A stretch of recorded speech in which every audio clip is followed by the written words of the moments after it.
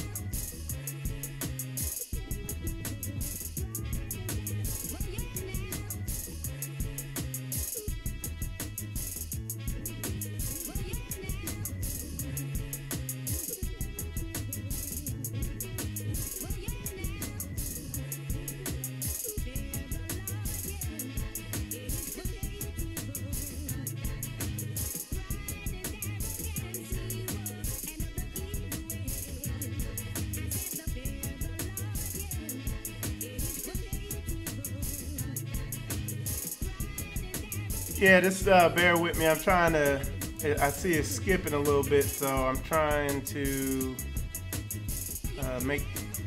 adjust these settings to get them correct. So let me try something. 4,000. Whoops.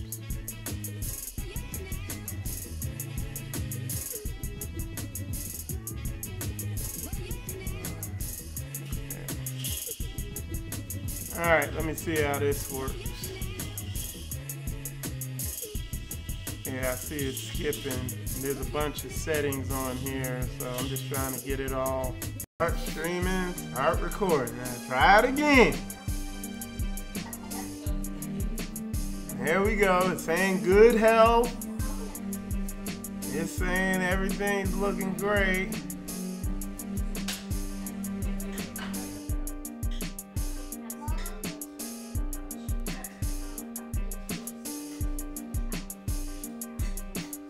Alright.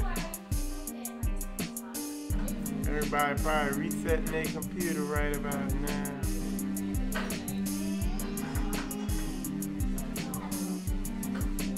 Alright, let's see. It's saying, alright, so let me reset this and see what happens.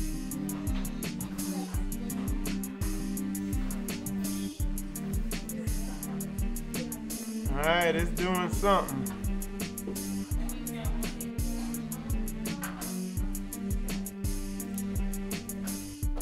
Display. Alright. Hey, so y'all in the chat, let me know if it's still choppy. Let me know if that fixed it. Just type something in there if you could. It was I was having to work through all that stuff.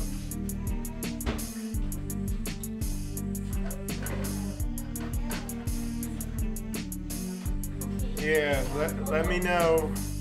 Let me know how it is. I'll wait for y'all to put something in there and let me know if the stream's better. I'm gonna check it on my phone too. Stream is good right now. All right, good. Thanks, Humble Sarai. I'm gonna check it on mine too,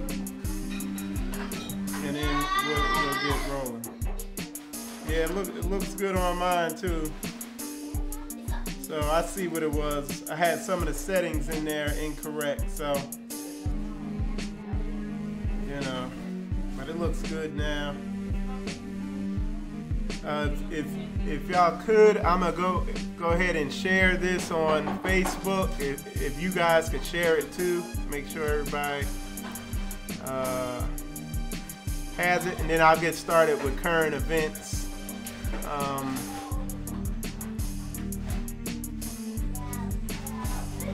Yeah, it looks a lot smoother now. So like I said, it's a learning process, and I am learning. Just bear with me.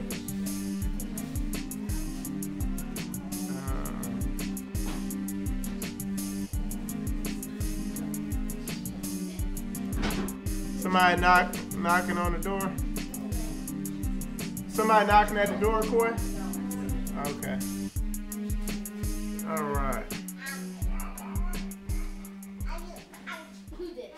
All righty.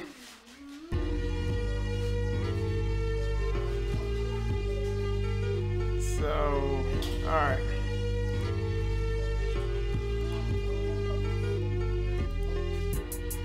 All right, I got, looks like it's running smooth now.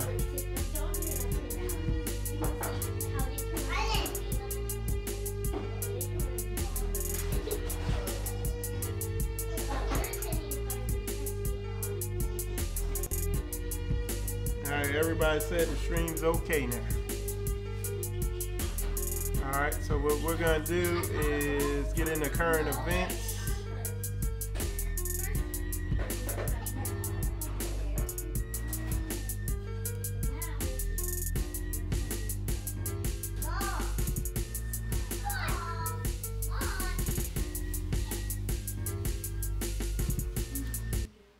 And that was Exodus Productions you've been listening to while I was working through the technical difficulties. So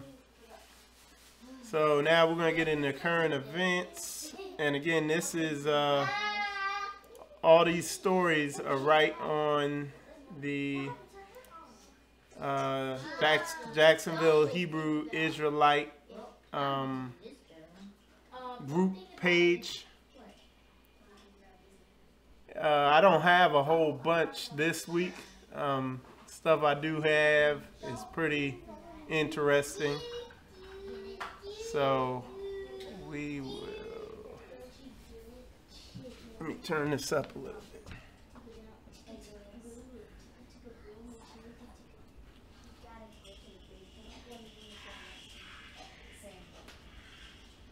Corey, you gotta keep it, okay. All right. So the first one we have is just the depravity of. I love my animal dearly. I'll let you listen. Sex is an option. You know, I don't have to have it all the time. It's something I enjoy very much. It's something I would miss if it were gone. But it's not a necessity. It's not just about sex. I've got a male and female dog, and I've got my female donkey. And with my dogs, I'm as close with my two dogs as I am with my girlfriend. I'd be just as upset to lose either of those as I would be to lose my girlfriend. Mark, who owns the trailer, lives with Pixel. He is partially blind. Pixel, looky here. Yeah. The two got married in an unofficial ceremony 5 years ago. And see, my thing with number one, this is the next big thing they're gonna be pushing. You know, they had there's a big push with the homosexuality, and now they kind of backed off. Everything's kind of quieted down a little, and then this will be the next big push right here. And it just shows how depraved this country is. And the thing that trips me out, they make a big deal about people like Shawty Low. That dude, he was was he a rapper? That dude Shawty Low? You know? He was? Yeah, but they make a big deal of him. He had like 5 babies, mamas, and all that stuff like that. But you don't hear him making a big deal about this. You know, that's how backwards this place is, you know? So then you had this. Catholic school covers up brand new statue after images go viral. And it's like the priest is holding like a potato there, but it looks like, you know, a rod, or he holding his rod, and, you know, he getting ready to molest a child or something like that. And again, that Catholic Church and this whole country, how depraved they are, and how they're caught up in all types of craziness, you know. And with the Catholic Church, you see how, like I talked about last week, the Sistine Chapel, where on top of that chapel they have hold on one sec. Okay, yeah. On top of that, on the roof of the chapel is naked people, naked babies, and all types of crazy stuff. I mean, it's just perversion. And like this country, America, is a continuation of that. So, you know. Again, I've been talking about the technology thing. I've been studying. I'm gonna be doing a message next week on kind of brainwashing, on hypnotism, on. It's basically going to show how this country is basically going after. They want to be inside your brain. They want to be inside your head. And when you look at where all this technology is going, is going to basically end up destroying this empire. And AI, artificial intelligence, computers thinking for themselves and getting more advanced, it's getting ready to jump to a pretty crazy level.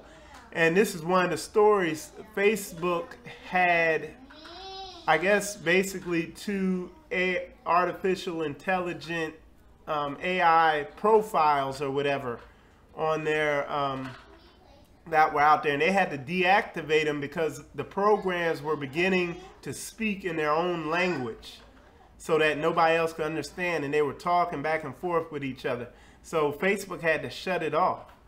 And that's one of the fears a lot of people have, is like, as soon as this artificial intelligence comes, it'll immediately become more advanced than, you know, its creators, and then end up destroying them. So, but, you know, that's what they want to do. That's what they're pushing. And then this coon right here. I don't know if y'all heard this one. This clown. You seen this? Yeah, this dude is like, I don't know how they brainwashed him. He seemed like he programmed, but check it out.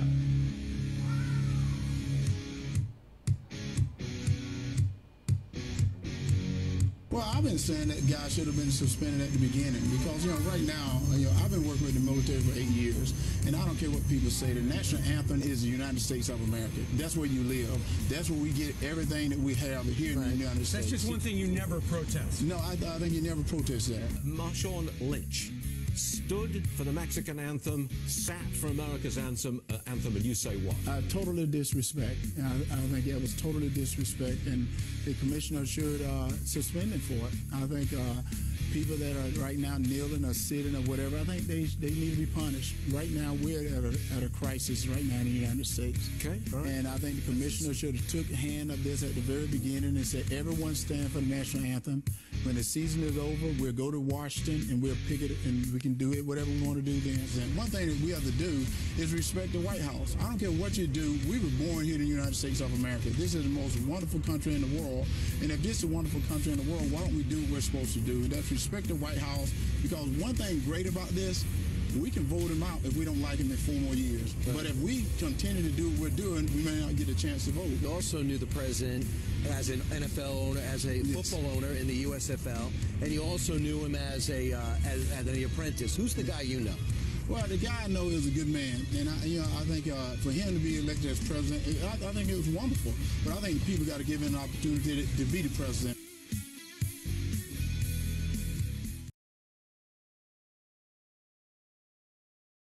That's, you know, when we study the book of Maccabees, that's what we see, that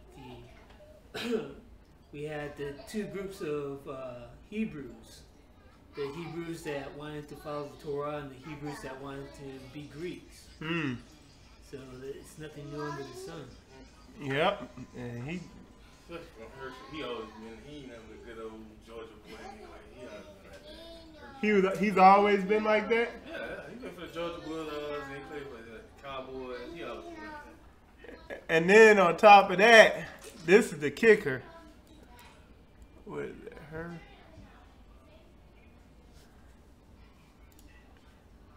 This here, this is his son. He's a cheerleader. Oh. That's his son right there. Yeah, I was just going to say that. You got to turn that down. But yeah, that's his son right there, you know. So, all right. Anyway. So anyway, yeah, that's current events. And what I'm gonna be next week, what I'm gonna be doing, I'm gonna be doing a show, or I might be. It depends. I gotta see if I get all my information together. But it's gonna be about because I've been studying about TV and how it put trances and brainwashing and all that stuff like that. And it's not just the television.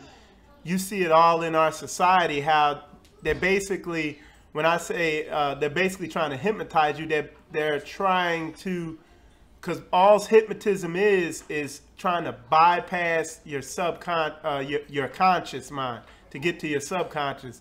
And basically they want to bypass your rational judgment, where when something's presented to you, where you scrutinize it, you question it, and then you'll believe it or not. They are trying to bypass that. They've been trying to do it.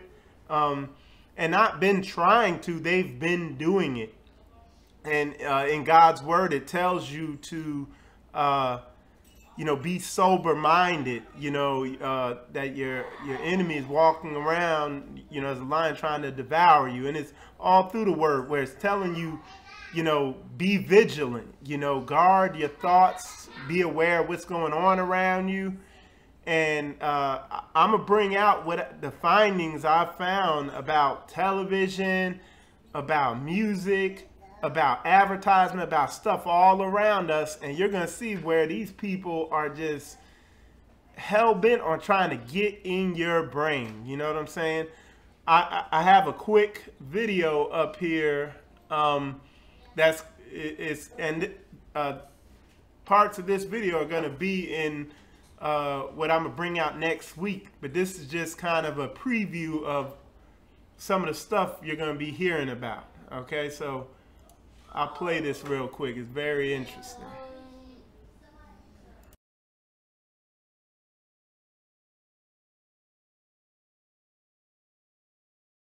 Robotic arm, and we showed that we could actually do that, just having the animal think about it. And once we proved out that technology in 2005, we said, okay, we're ready to go to humans. Can we place the same technology in the human brain and restore the ability to move and even sense after you've been injured? And I'm going to show you a couple examples of this. Yes, we could do that. And we said, okay, again, this is DARPA. We try to push the limits of what's possible. We said, okay, if we can do that for movement and sensation, can we try to do something even more complex? So we went to memory in the human and said, okay, for humans with traumatic brain injury, could we restore their ability to form and recall memories? Again, direct brain interface. Now, here's... So, again, and it's funny, the way they try to present this stuff to you is like it's going to be, hey, we're trying to, help people with traumatic brain injury and stuff like that. They're at the point where they can access memories in your head with their technology. And I'll go more into it next week, but they've always been after that. When you look at that program, MK Ultra, and a lot of these programs that the government has admitted to, these top secret research programs that they've declassified, it's always something along the lines of they want to get inside your brain. They want to get inside your head, Corey, you monitoring the... Okay. So, yeah, so it's always something along that lines. But, yeah, so I'm going to do more on that next week. That was just kind of a preview of some of the stuff and the level that our government's at. They're at a point where, and he talks later on talking about how they can rewrite memories in your head and all that stuff like that. So they're getting pretty crazy. And he said he works for DARPA. It's Defense Advanced Research Program something. And they invent weapons. Now they're trying to talk like, hey, we're trying to help people who have traumatic brain injuries and stuff like that. They want that for interrogation. Okay, that's why they want that, and that's why they have a desire to get that type of technology. Okay. So anyway, that wraps up current events, and the title of today's show is Power Struggles in Relationships, or Relationship Power Struggles. I'm sure everybody has seen the titles, or the title for it. I'm going to pull my notes up real quick. And the first verse we're going to go to is going to be 2 Corinthians chapter 11, verse 2. Okay. And what you're going to find is a lot of, if you watch some of my other videos, you're going to hear a lot of stuff that I've talked about before. If you haven't watched some of my other videos, a lot of stuff will be new to you. And then, you know, I'm going to bring out some stuff that's new also. Let me get a better, let me get a KJV version of that. There we go. Okay.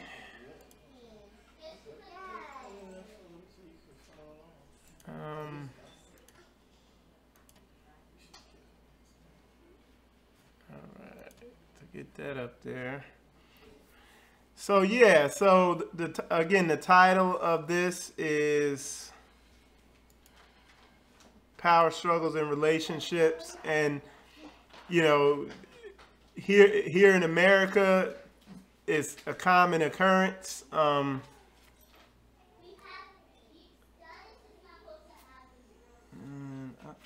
going to pull my notes up. Let me get everything set up so I can. All right. So you.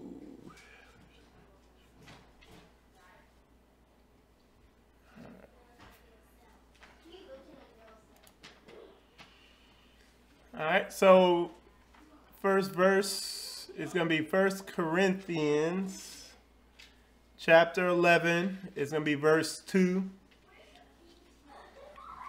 And it reads, "For I am jealous over you with godly jealousy, for I have espoused you to one husband, that I may present you as a chaste virgin to Christ." And I'm going to point out a couple things in reading this. And one of the things I want to point out is when I used to study about relationships, one of the things that, you know, I never realized, that was never really pointed out to me, was the fact that you can find a bunch of verses in in Proverbs and in the New Testament and in the Apocrypha. There's a whole ton of verses about women and how a woman needs to be and what a bad woman looks like and stuff like that. But I noticed there were only a couple verses about how the man needs to deal with the woman. I didn't think there were as many verses about how the man should deal with the woman. And then I realized that Christ, he always talks about Israel and his people as his bride. And that's our model as men of how we need to deal with the women that are in our lives. And it's a model for women to judge and to choose the right man, to know, hey, is this man a godly man? Does he deal with me the way Christ dealt with the church? Okay. And it's all through the Bible. There's, you know, hundreds of examples of, in every type of situation, of, hey, this is how you deal with your wife, you know, or a woman, when you know, and it has every scenario and all types of situations. So this is one of those verses that, again, shows how Christ is the husband and Israel is, you know, is the bride, you know. So it says, "For I have espoused you to one husband, that I may present you as a chaste virgin to Christ. But I fear lest by any means, as the serpent beguiled Eve through his subtlety." So I want to point out here is Satan, he didn't go after the man because the man would be onto him. He went after the woman first because he knew she was the weaker vessel and easier to deceive. And Adam was, he was slacking. He wasn't, he wasn't vigilant. Yeah, over Eve like he should have been, and Satan got in there. Now, funny thing to point out is, he said when God told Adam, he said, "Of that tree you shall not eat." But then when Eve talks to the serpent, he says, "You shall not eat or touch." So he was trying to be kind of vigilant, but he wasn't vigilant enough. But anyway, all that to say is, you see back in the garden, Satan came after Eve, and when you look at the deception in this society, a lot of it is targeted at the woman. Women are more susceptible to, and I'm going to teach on it next week, to suggestion, to hypnotic suggestion. And once you're in a trance, what they've called it is suggestion. They put you in a state where you let your guard down, and then they call it suggestion, but it's manipulation. It's when they can bypass your subconscious and program you with something. And like I said, I'm gonna do a whole show on it, but I'm gonna just give you briefly a couple ways they do that. Is, for instance, a TV show. We'll take a Tyler Perry show. A good example of the hypnotism that they do. A perfect one actually would be The Color of Purple. That was the ultimate ultimate hypnotize, put people in a trance and program them. And what they program you with is the black man is bad. That was like the big underlying subconscious subliminal programming of The Color of Purple, was the black man is bad. And you got to really think about what I'm saying. What they occupied your conscious mind with was the whole storyline, Sealy and the sister getting sold off and all that stuff like that. But below the surface, all the black men in The Color of Purple were bad men. And they were abusive to women, or you had Harpo, he was just the weak man. It was just, and that was the subliminal programming of that.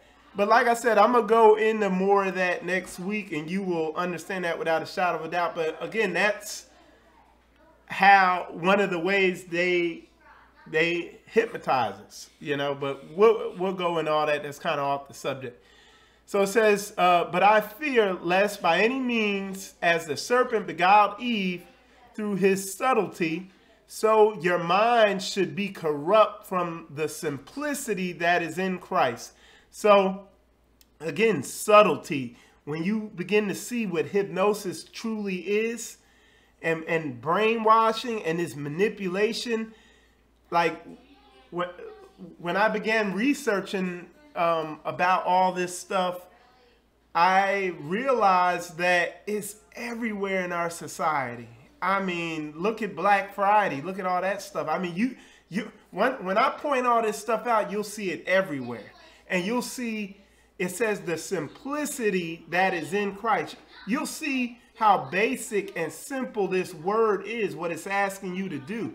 People twist it up and try to make this more complicated than it is, but it's really not. The word's so simple, and it's so against what society teaches on relationships and stuff like that, that people have to complicate the word in order to make it fit with this society and the evil that this society is doing, and the stuff that this society is telling you about relationships and stuff like that, and your role as a man and her role as a woman, all that stuff. They have to make the Bible more complicated in order to make it fit in with this society. But the Bible is very simple. But a lot of times, like when I started really reading it, I was like, well, there got to be more to it than that, because in our society, we do this, and it's saying to do that. I was like, there got to be more to it. Maybe I need to be up under a pastor and he could teach it to me. And then the pastor teaches it to you and twists it all up to mean something else. And you're like, oh, well, I guess so, you know. But the reality is this Bible is like Satan has turned things so upside down. Just like he began to do in the garden, he has been successful in turning it completely upside down, where the woman's in the man's role and the man is in the woman's role. And like I said, that's what we're going to get into today. All right, let's see what our next verse. Or let me see if I have anything else to read on that. It says, so it says, for if he that cometh preaches another Jesus whom we have not preached, or if you receive another spirit which ye have not received, or another gospel which ye have not accepted, you might well bear with him. Ye might well bear with him. I think I'm going to have you read, because I'm doing too much. Yeah, because, you know, it's talking about the assembly or the people as being the bride. So it's talking about if another preacher comes in and preaches a different message, like the serpent, you know, preached a different message to Eve, that you might accept it. Yeah. And that's what actually happened. You know, we have another Messiah, you know, clear as day. I mean, we have a different Messiah. They gave us Jesus when, you know, we know that the Messiah was Yahusha, is Yahusha. Yeah. Another spirit. How many times are you trying to talk to a Christian and you're talking about the Spirit told me this, the Spirit told me that, the Spirit told me to do this? Is that it? And you look it up? Hey, is that in the script? Is that in the Word? You know. And you know, we know that the set apart Spirit, the Holy Spirit, is the Spirit of truth, and the Word of Yahuwah is truth. So if the Spirit is leading you to do something against the Torah, that's not the set apart Spirit. Yep. And it's that simple. It's that plain and simple. And I've watched people break down some of these scriptures we're going to go into now. Some of these scriptures I really don't hear anybody even really bring out, but I could really go to, but it's funny, a lot of scriptures I didn't even know were in the Bible. There was one time I was listening to my audio Bible and I was driving home, and it said something about, you know, let the woman learn in silence and this, that, and the other.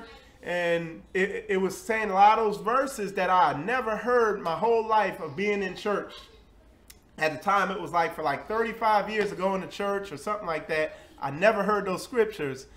And when I got home, I was like, that can't be in the Bible. I thought there was something wrong with that audio Bible I was listening to. And I was like, and I remember I had bought my wife a woman's Bible. So I was like, I'm going to look in her Bible. I know that's not in there. Went there, and sure enough, it was right in there, you know. So, but yeah, it's, you know, something totally different being taught out there. Okay, so the next verse, we're going to go to Ephesians chapter 5, verse 22. So I will pull that up. I'm sure y'all will have time to get to it while I'm trying to get it pulled up over here. Ephesians chapter 5.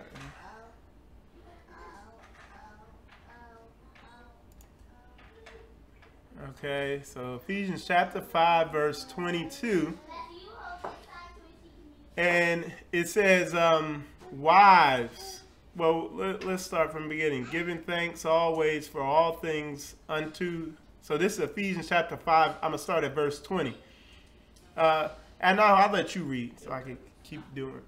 Giving thanks always for all things unto Elohim and the Father in the name of our Master Yahushua HaMashiach, submitting yourselves one to another in the fear of Elohim.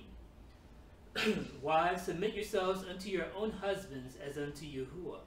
Okay, so that right there is a verse you don't hear. I've heard people twist it, But what I'm showing here is that you have relationship power struggles, and there shouldn't be a struggle, because you don't see, one of the things you don't see in the Bible is equality. That's an American, I guess, Greco-Roman deception concept. I think it's like a concept almost to bring confusion, because when you have, if there's no hierarchy and no order, then you're going to have confusion. Everywhere you look, there's hierarchy. You go look at the ants, you could go look anywhere, and there's order.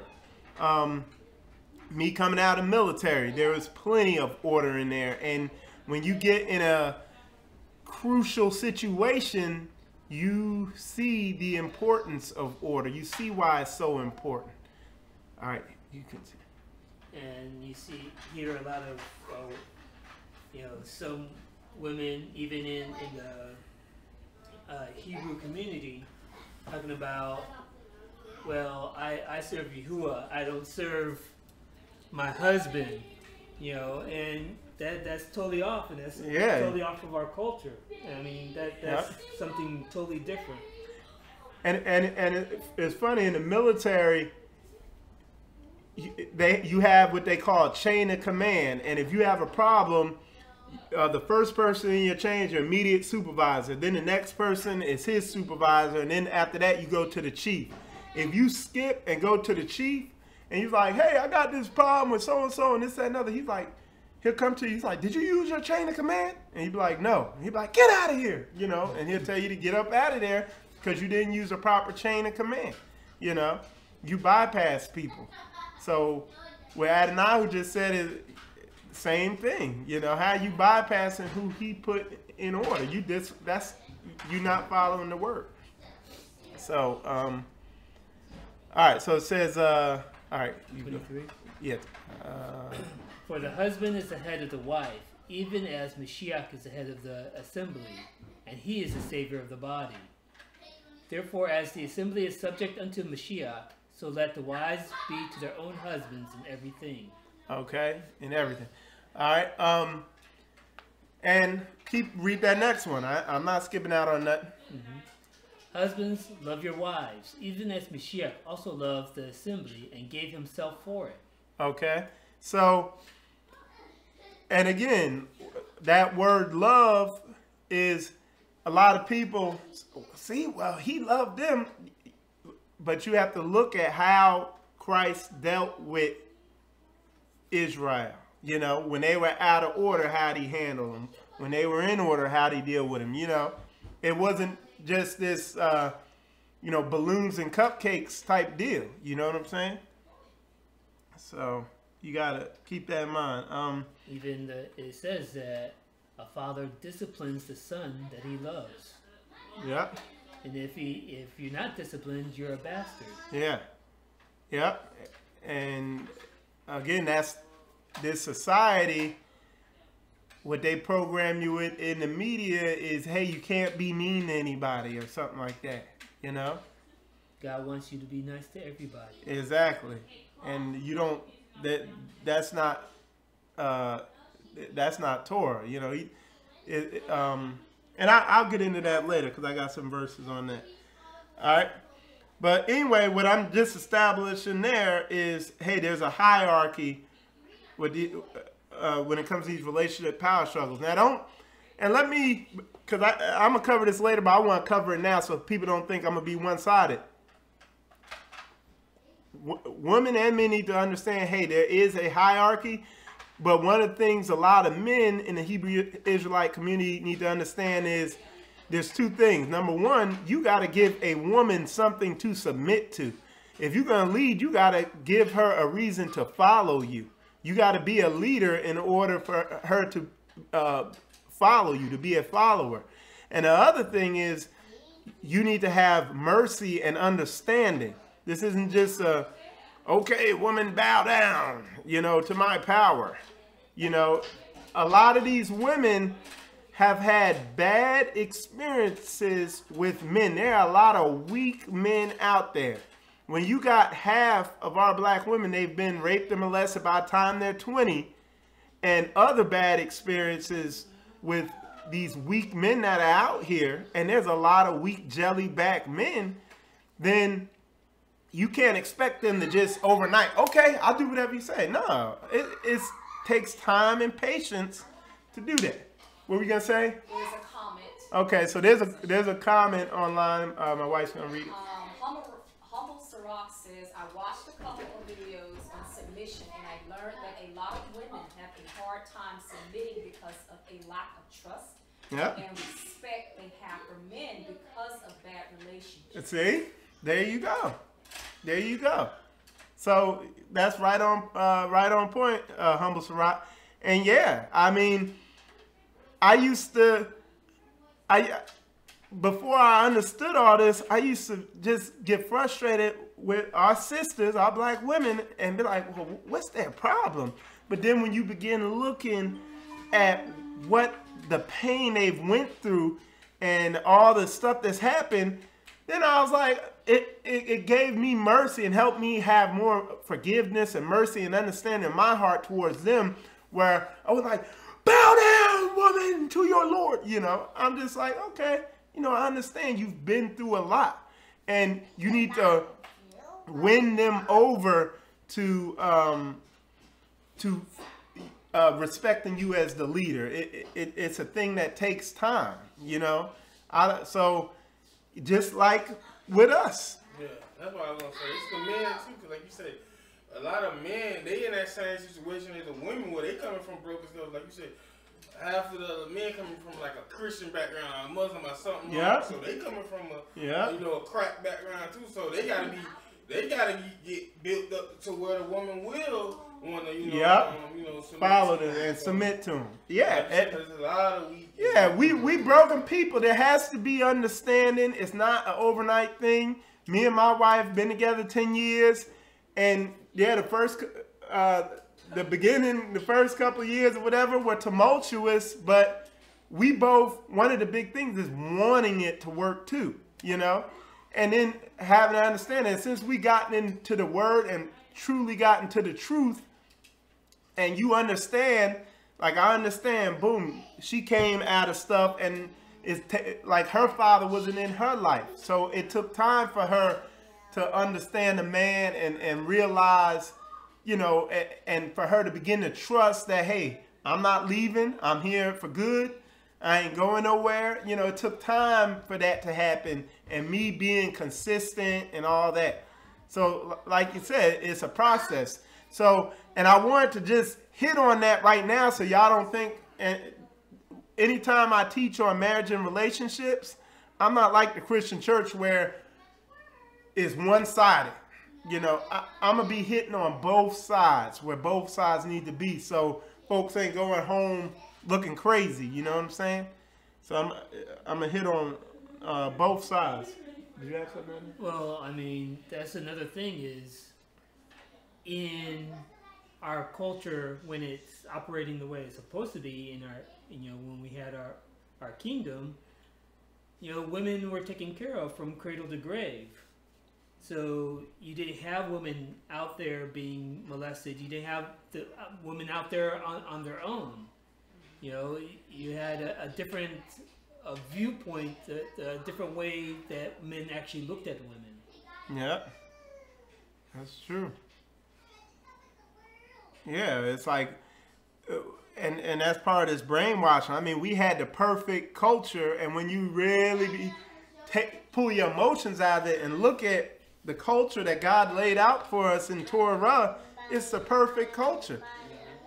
Excuse me. When you begin to really break down this Greco-Roman, European culture we have now, it's just a culture designed to promote lust and fornication. I mean, you seen the dude loving his donkey, you know, and everybody's acting like that was perfectly fine on the video. So, all right, so let's go. We're going to go to Proverbs 31:3. Okay, so. And I'm gonna check the stream real quick. Make sure.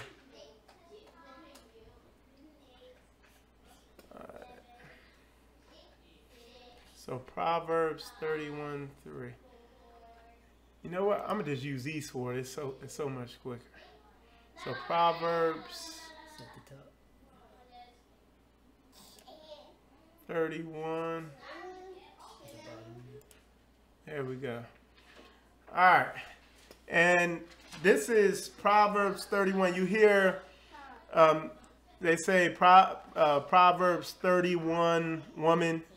Mm-hmm. My wife named her little sewing store, whatever. What's it? Proverb? No, Design 31. Design 31. After, it's after Proverbs 31. But basically, Proverbs 31 is a model for how a biblical woman should be. So this is a good model. Like I talked about the model for the way a husband should be is you just watch how Yahusha dealt with Israel, okay? And he uses a husband and a wife as an analogy for that bride. Well, the model for how a woman to be, a good place to start is Proverbs 31.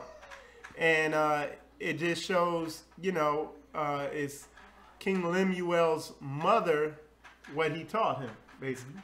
And, so this is a good model for how a woman should be. This is a good model for a man to read so he can spot a good woman. Because like, either Coy or Adonai, somebody, like whoever said, Adonai said it, in this country now, the families are so broken. They're, in our Hebrew culture, the adults, the parents would pick out the husband or wife for that daughter. In this society, you just go out there and just randomly grab whatever's out there and destroy yourself. Dude might have, somebody could have an STD. Somebody could just be a cheater, run around cheating. I mean, you name it. You see all the... Striker. Yeah, striker. You see all the relationship disasters that happen out there. You know all the heartbreak you've been through in your relationships. For me, I've seen a lot of suicide. I've known a lot of people who've killed themselves over relationships, who've lost their mind and went crazy, choosing the wrong person in a relationship. I know all the confusion I went through with relationships. And I kind of knew that I didn't have a clue. Most people don't even know that they don't know. They're like, oh, you just got to go out there and randomly sample whatever comes along and then love will happen and something like that. But, people are destroying themselves because here in this Greco-Roman culture, they're, oh, well, you should have freedom to pick who you want. And look how that works out. People are losing their minds over relationships. There's a lot of brothers and women in jail for years over relationships. And all y'all know, you know what I'm saying? It's a typical Hebrew story. There's people who've been shot and killed over relationships. I mean, I know about it in my family, and I'm sure everybody else does. So,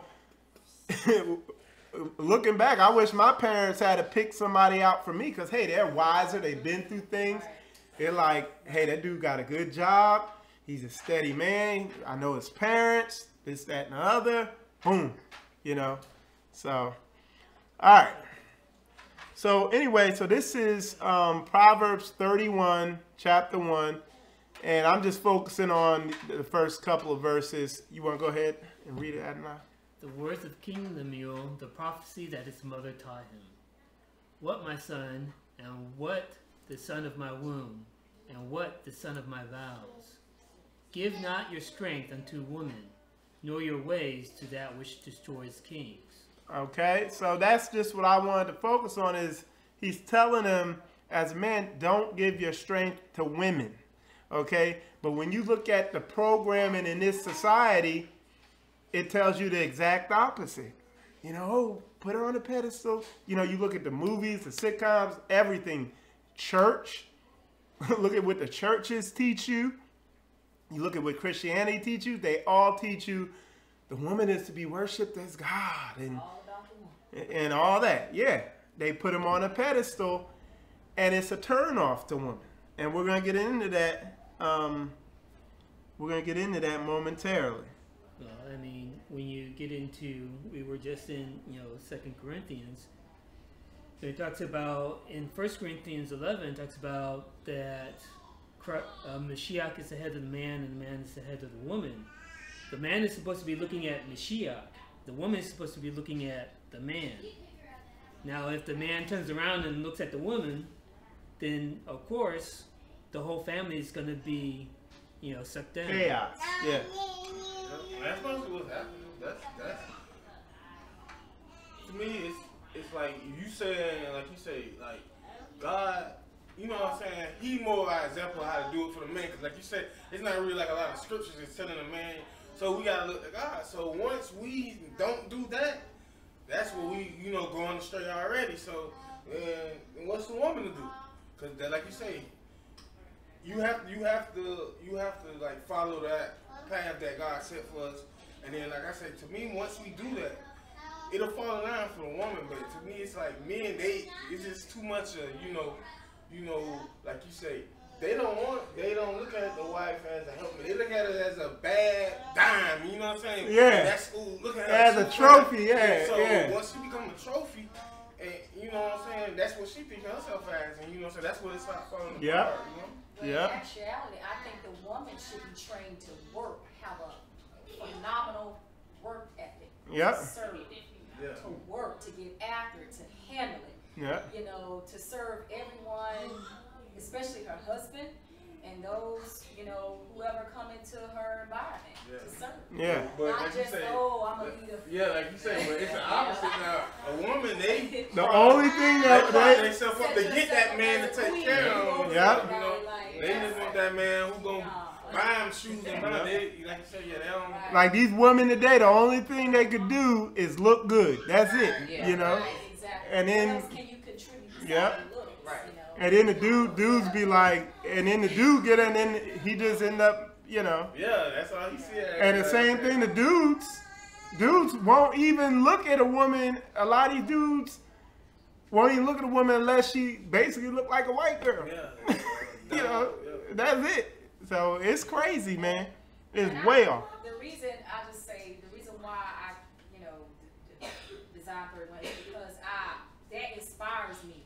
I'm not perfect, but that should inspire any, godly woman to pursue that Proverbs 31 appeal. Mm-hmm. That should be attractive to her. Like, wow, I really want to be like that woman, Right. And not that you have it all together, but no, this is who I aspire to be like. And not what I see out in the world, the culture. And these women now are they're trying to look like other nations. That's all they're trying to do right now. Well, it's like, my experience living in Zambia, living with, Zambian, I had the pleasure of staying with a family friend, his family for a while. And I wish I had a video of the way that the women in his house respected him. Not only his wife, he had his sister and his sister-in-law and some nieces, and all of them, he was the man of the house, all of them called him sir, all of them curtsied or bowed to him. When I came in the house to eat dinner with him, they showed me, respect as an elder, and I mean, and for the women to do that, a man will kill himself to provide for that woman. But most women don't understand that part of the man. No, that is perfectly opposite of the programming here in America. Like, think Oprah be like, well, we all equal and this, that, and the other, And it's like, no, you're a different part of on the body. Everybody has their position.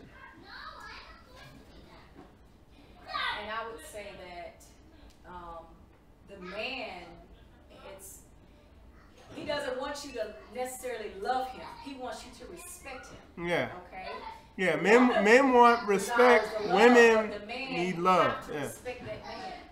So.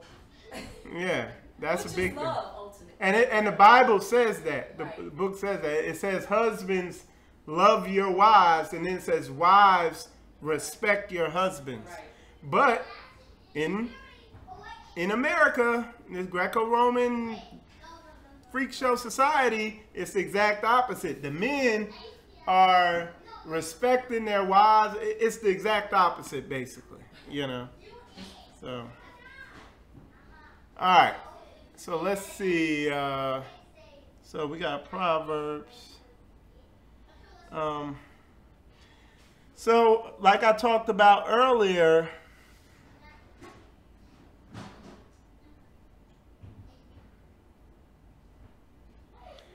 the power that this society gives to women, whether, you know, the brainwashing comes through the media, through the churches, through Christianity, through basically everything, through the family and all that, the power that these women have, a lot of times they're not going to willingly give it up. It has to be fought for a lot of times, because a lot of people are already married. They're not out looking for their wives. And as a man, and that's kind of the main purpose of this video, because not only, you know, there was a little discussion about it last week in the chat room, kind of over a similar topic to this. And then I got comments this week from a viewer of one of my other videos kind of alluding to this same thing. And this is the core of the whole thing.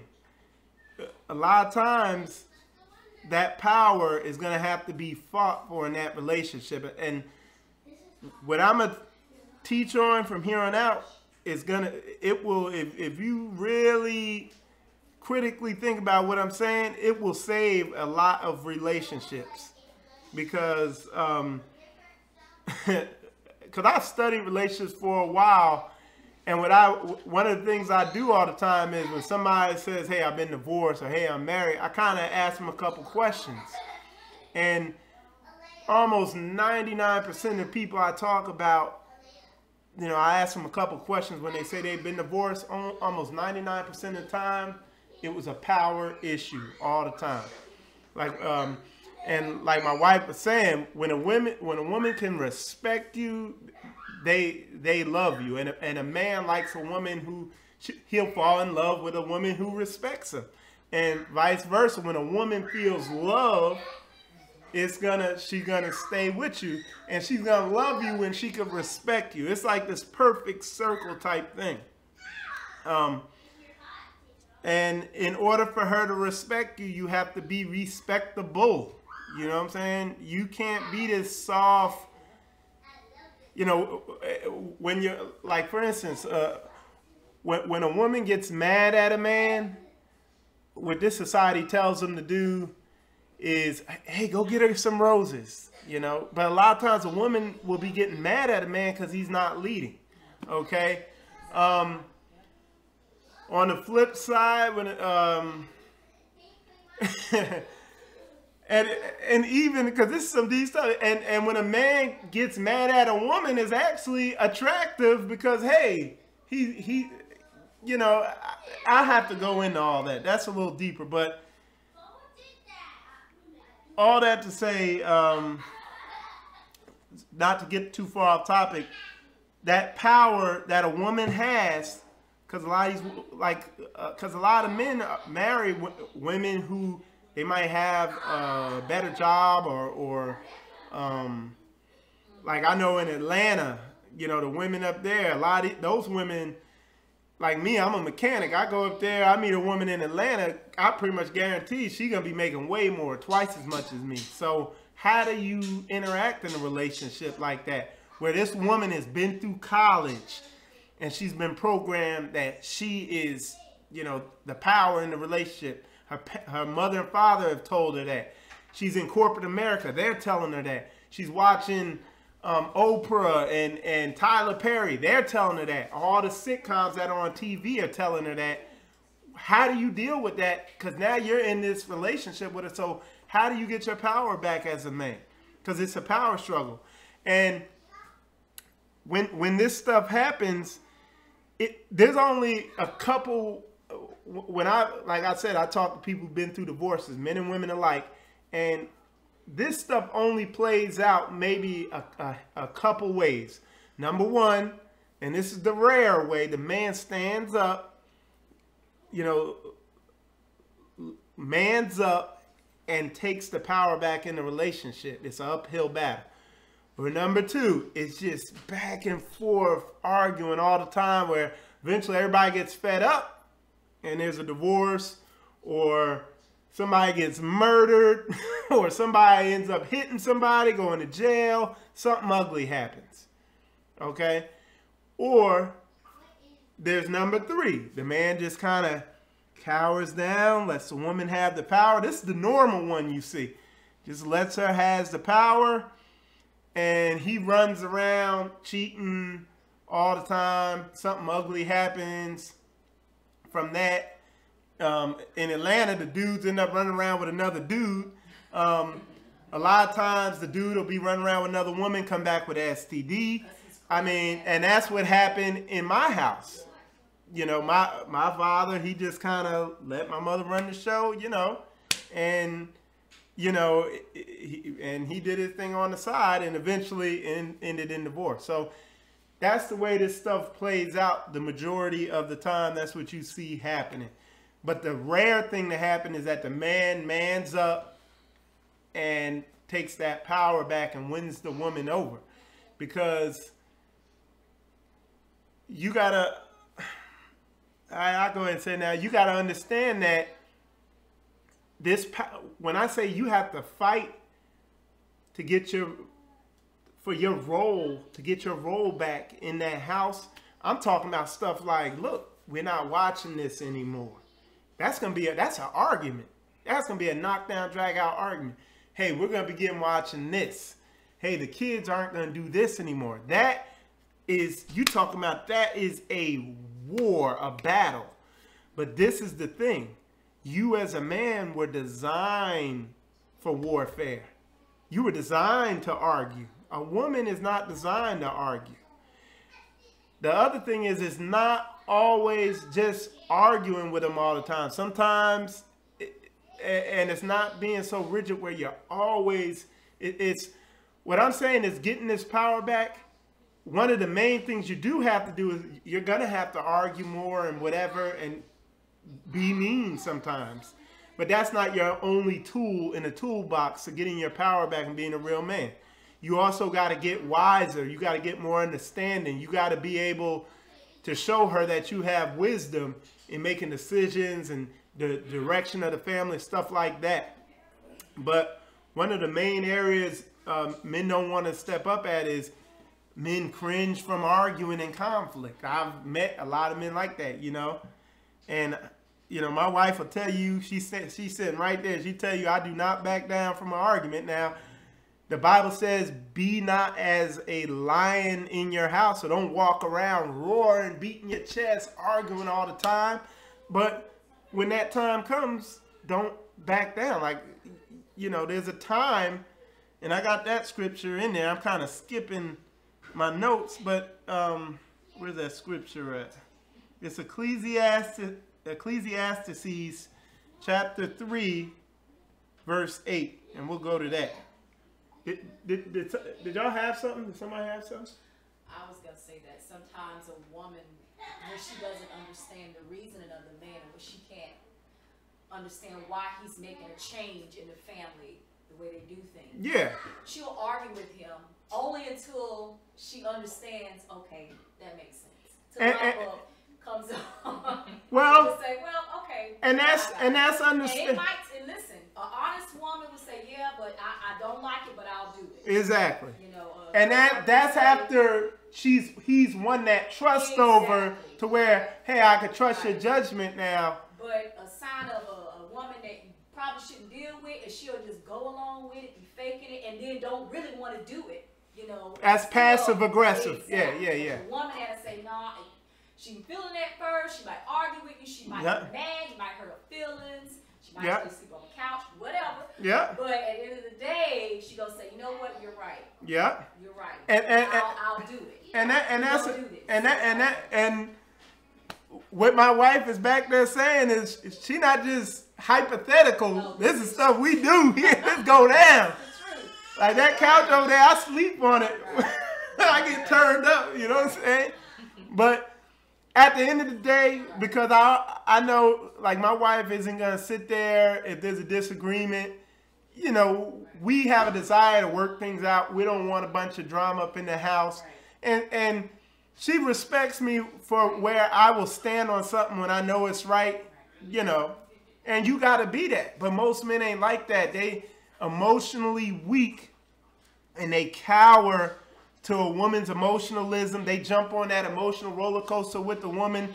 The man don't stay grounded, you know, and you can't be that. I mean, it's God set these women up to where they compliment you, and especially a black woman, man. If you a black woman is a lioness. She done been through everything we done been through.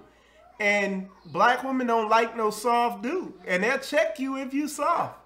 Like, if you begin getting soft, that black woman will check you. Like, the Chinese woman will just, or these women from these other nations are kind of, okay, you know, hey, you know, they'll let you be soft and weak. Sister ain't, you know, like, you know. So, I mean, you got to, I mean, that's just real. I'm just saying what I've seen. So anyway, we're going to go to Ecclesiastes 3, verse 8. And I'll let Brother Adanahu. Well, actually, Adonai, you could just start at the top. Okay. To everything there is a season, and a time to every purpose under the heaven. A time to be born, and a time to die. A time to plant, and a time to pluck up that which is planted. A time to kill, and a time to heal. A time to break down, and a time to build up. Mm-hmm. A time to weep, and a time to laugh. A time to mourn, and a time to dance.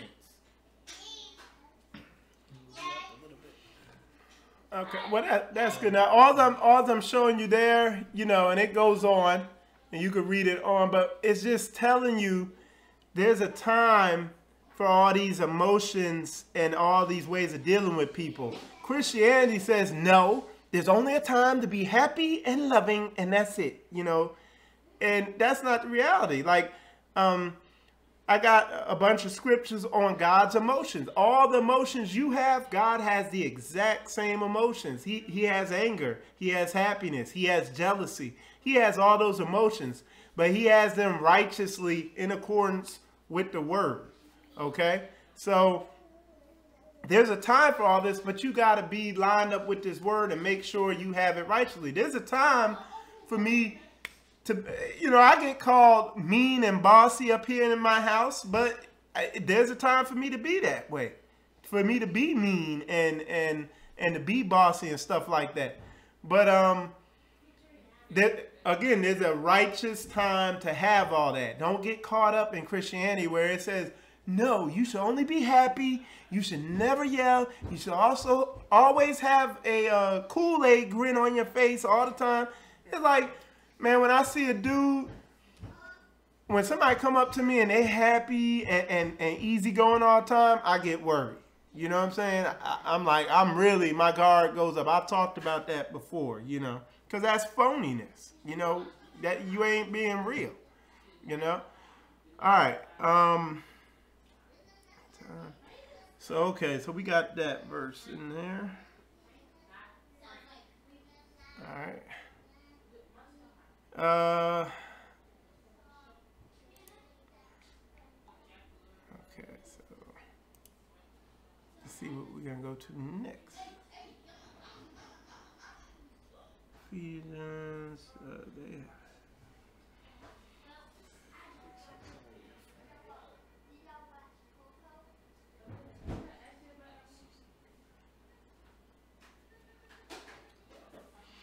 So I got a note here that I put. It says, if you lose this battle for power, respect, rulership in your relationship as a man, you lose your woman. You will lose your woman. She will, I mean, I'm telling you, 99% of breakups or divorces or whatever you want to call it is because of this.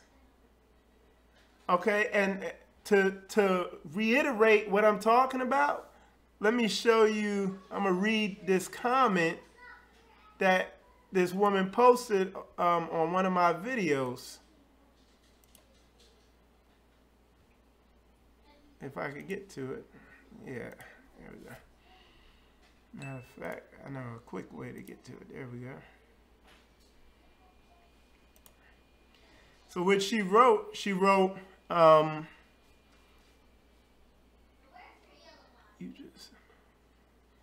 okay, so she's talking about one of my videos. It's called The Simplicity of Masculinity. And she was just saying, you just spoke about what my friends and I complain about in men. Lack of leadership in relationship, and it's a huge turn off. It's really sad that this is even amongst Christians. Thanks for the video, you know. But anyway, so I'm not just saying something. I'm telling you, what you'll find is this is at the bottom. This is at the core of almost all the breakups that happen. Is this. Like, women don't leave dudes who are respectful leaders. Right. Looks have nothing to do with attraction. Right.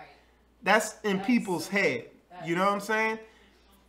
Looks have nothing to do with attraction for women to men. Like, for men to a woman, heck yeah, looks is everything. You know what I'm saying? Looks is a lot of it, you know. But you can't make looks everything. Okay, understand that. As a man, a lot of men are just all looks, and they marry disasters. But it can't. You gotta be looking at that Proverbs 31 model when it comes to that woman. After a woman loses respect for a man, there's nothing else. There ain't. Nope. She will dog you after that. Yeah. Take whatever you want to bring her, but there is nothing else after that. That's coming from a woman. That's not me talking. That's a woman. You know. So I got another note here. It says, without the word, the relationship goes in these directions. So it goes down the drain. Okay. Then again, that verse from Sirach. Hey, does this have the Apocrypha in it? Or can it be put in it? It doesn't have it now, but you can download one. Okay, so I'll do that in the future. So I'm going to just read this to you. You can check it out for yourself. This is Sirach, or Ecclesiasticus, which is in the Apocrypha, which are the middle books of the Bible. It was originally in the King James Bible. But it's called Sirach, or Ecclesiasticus. And so it's Ecclesiasticus, or Sirach 25, verse 22. And we talked about this verse last week. It says, a woman, if she maintain her husband, is full of anger, impudence, and much reproach. So if you're not being the leader, the head, if she can't respect you, if you're not standing up for yourself, if you just like, yes, dear, and all that stuff like that, it's gonna anger her, and you gonna be like, why are you angry? And she ain't gonna really know why she angry. She gonna tell you something like, cause you know you won't wash the car. So he go wash the car and polish it. I polished the car, dear. Whatever.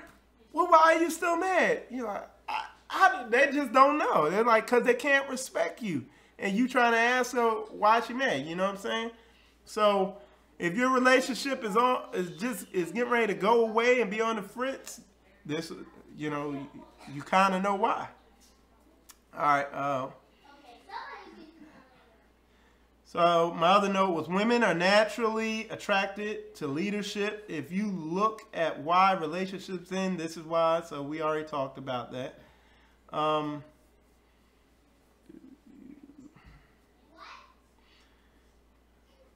I said you can't be soft and feminized. That's what this society seeks to do, is feminize men in every way. And some of the ways they seek to feminize and soften up men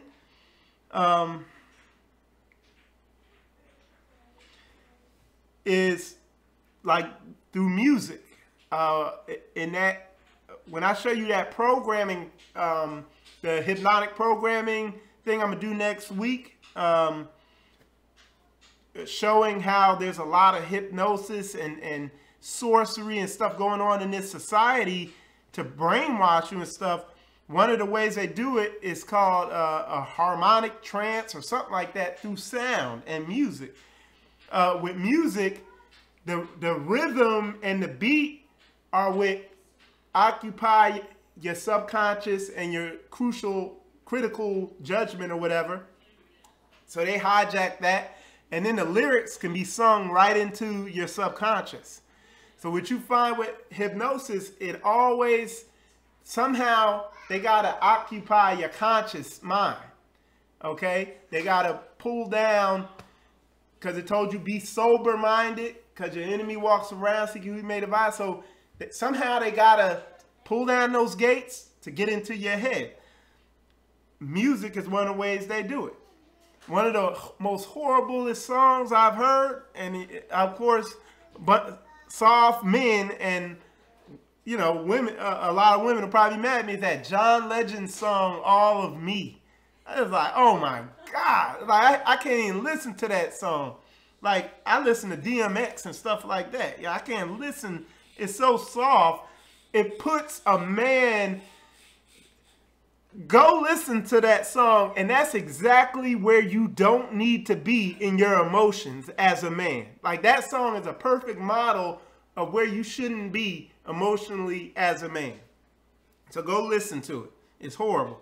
And DMX is closer to where, you know, and he wicked too. It's secular music. I ain't gonna say that. But DMX is healthier for you than Christianity and John Legend's All of Me.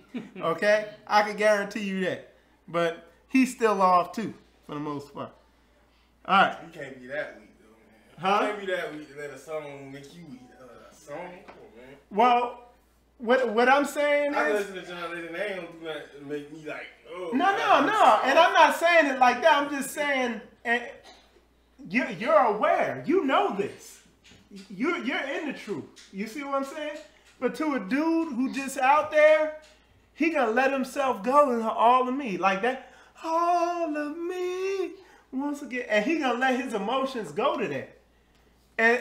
And most men are feminizing like this. Now, there's men out there who are so hardcore, they need to be listening to John Legend on me, because they so far on us, they just hard rocks. Yeah, that's what I'm saying. Something up. But this, hey, I needed to yeah, some yeah, that's what I'm saying. And you in the truth, so you're aware of this.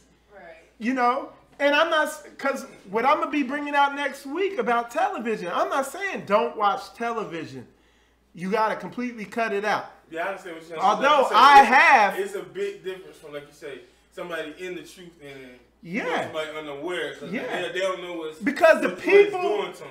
Because even the people bringing out some of these articles of how this television works and how the programming works and how hypnosis works, they're telling you, if you remain conscious, if you remain vigilant, they can't get you. Yeah, but most people are used to letting their guard down and going into trances. It's conditioning. Like you say, you let yourself down in that conditioning. Because I was telling my kids, like, they was trying to watch this little movie out now called Coco. And I was looking at this movie. I say, do y'all know what it is? Those people are worshiping the dead. And they trying to get us you know, they get the kids, so when the kids Yeah. parents and You don't know. but that's worshiping the dead, Yep. the law of mortals and all of that stuff, and that's an evil spirit. And it's stuff, again, how are they doing it? Through a cartoon. Yeah, exactly. So the kids are just seeing the stuff jumping around, but their subconscious mind is seeing the evil and when they see it later on in life, they gonna be like, Oh, what's yeah. wrong with that? Oh, that's that. You know what I'm saying? it's hypnotism. Yeah. Yeah. Exactly.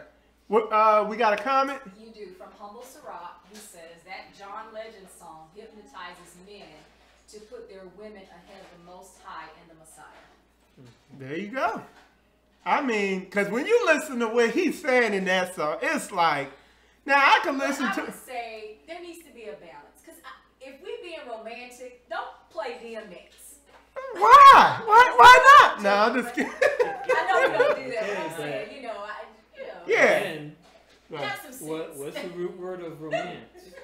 Roman. I'm sorry, I didn't mean to use that word. But when you're Roman. being intimate. Loving, yeah. Loving. Well, and I understand, but I'm saying I know dudes who just listen to R&B, and 90% of the time they soft as heck. Exactly.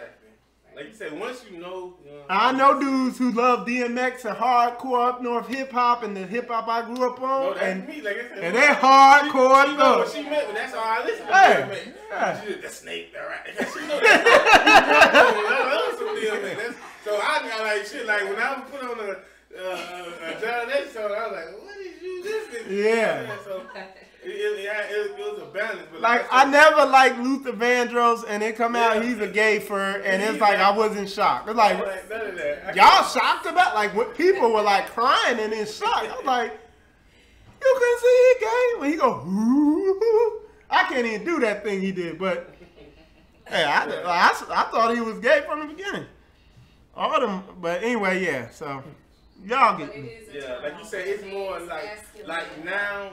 They are trying to feminize it, so like you say, John Legend, that kind of stuff will do it more now. But like when we was growing up, like if you get a young dude who don't know no truth and he full of emotions and he start listening to R&B and John Legend, he gonna naturally think, well, that's what I need to do to get her. And he ain't gonna get her. He gonna put all his emotions into that woman and get over everything else. And then he gonna be the next suicide, or he gonna be the next murderer because she cheated on him and didn't like him, and or he gonna go into depression. You gotta put Yah first. You gotta put God first, and then you won't go into depression over anything in this world. Like you say, it's just being in the truth help you see all that. So that's that's what helped me and helped us. Like, okay, we can see it coming. Man. Yeah. There's another one. Mykesha says that John Legend song is whack. Good, Mykesha, good. Oh, and by the way, Mykesha, I talked to Brother Adonai because she asked if we could do a lesson, a nice basic lesson on the feast days. So, because Brother Adonai is real good with our culture and stuff like that and doctrine, so he's gonna begin putting a lesson together on that. That covers the feast days and the what were the memorials? The memorials. So we'll do that. So that was a good question. Appreciate it. All right. So this is why. So let's press on.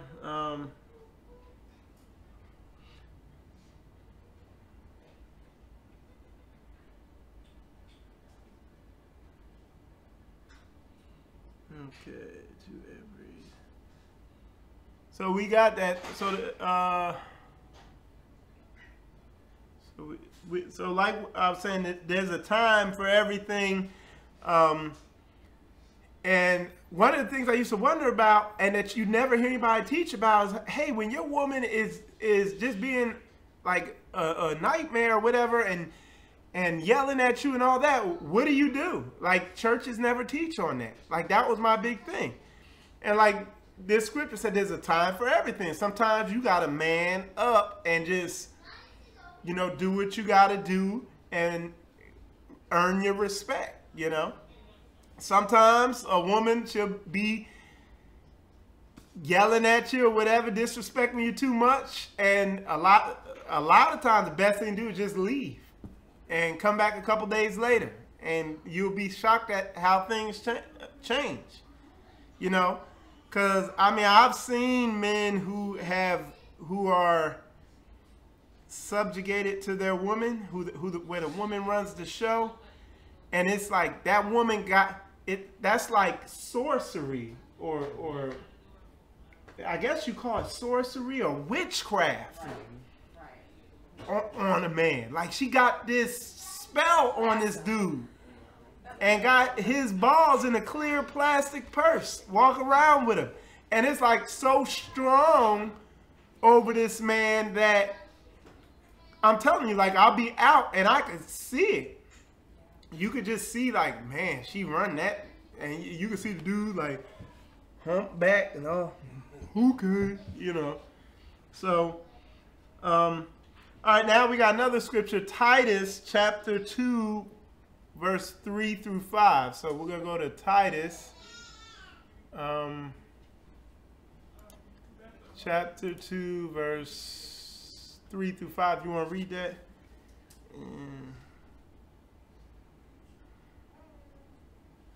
Yeah. Starting in verse 3? Yeah. The aged women likewise, that they be in behavior as becomes set apartness, not false accusers, not given to much wine, teachers of good things, that they may teach the young women to be sober, to love their husbands, to love their children, to be discreet, chaste, keepers at home, good, obedient to their own husbands, that the word of Elohim be not blasphemed.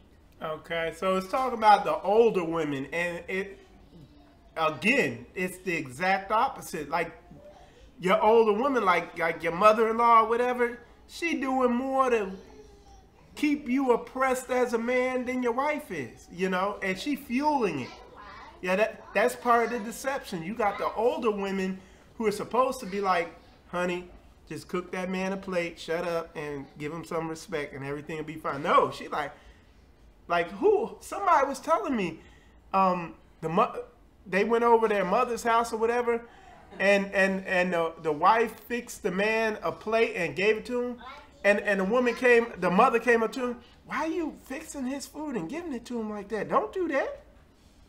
Telling him that, just destroying the marriage. Don't even know that she don't know. You know what I'm saying? So, you know, again, that subliminal programming is coming from all over the place, and you know you got to be aware of it. Something else I want, when I was talking about the things they use to feminize men and soften them up, I talked about that R&B music. Okay, another thing are the movies. Like I talked about Tyler Perry movies. All the dudes in the movie are either got something screwed up about them and they're a disaster. And the women go and they watch these movies and they're just getting programmed and don't even realize it. Like, oh yeah, all the men in that movie was sorry. You know, they programming they subconscious with sorry men through a Tyler Perry movie. Another way they use to feminize men is, a lot of dudes think like this, is marijuana, is weed. Weed turns you down. It takes your drive out of you. When I used to play basketball, from time to time, a lot of the football players and athletes would come in there, and a lot of those athletes would tell me, as a matter of fact, I DJ'd one of their party, a football player's party, and there was so much weed being smoked there, and one of the guys told me, them as athletes, they're so, especially the football players, they're so turned up and in this heightened state of aggression. Like when you go out there to play a football game, you can't just go out there in your normal mind state when you're gonna be running into another man full speed. You gotta be, that's like going into battle. You gotta be turned up and ready. But what the guy was telling me is they have a hard time turning down from that heightened warfare mindset, and the only thing that calms them down and takes that aggression out of them is smoking weed. But if you ain't no football warrior or whatever, that weed is just going to take your drive, your aggressiveness, your testosterone or whatever out of you. So that's another tool, you know, use. Samantha? But I'm pretty much so. But anyway, I'm cut it off because I'm gonna let Adonai come in here and start his lesson. You got all your stuff ready to go? Yeah, I just need E-sword. Okay, so E-sword's up. So what we're gonna do? Did you want to sit here? Or you gonna sit there? I'll sit there. Yeah. Okay. All right. So we're gonna take a quick break, and then we're gonna let him start his lesson on the Torah of foreign believers. Oh, and this is a good one. It's the Torah of foreign believers. So you hear a lot of these people, like a lot of times when you debate with Christians, they're up there, they're like, oh, the book is for everybody. And then you debate with a lot of Hebrew Israelites, oh, the book is only for the Hebrew Israelites, for the Hebrews. And it's actually kind of both, but so he'll get into it. He has a good breakdown on it because I requested this one because he taught it at the library one time, and he just broke it down so good. I said, hey, we got to get that on video and record it so other people could hear this breakdown. So, but anyway, we'll get it set up. For now, we're going to put on some Exodus Productions, and then we'll get everything set up, and we'll be good to go.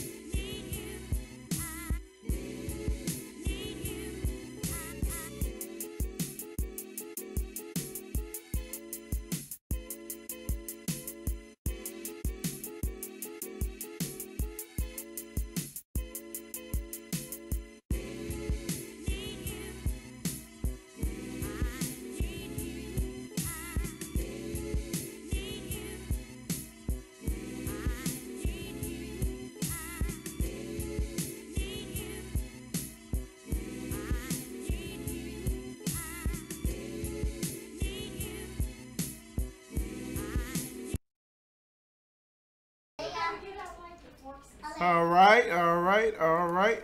We are back. We're gonna start it at now. You're gonna get started. We're gonna stand, face east, and pray. Hey y'all, we're gonna pray real quick. Just stand and face east. Madison.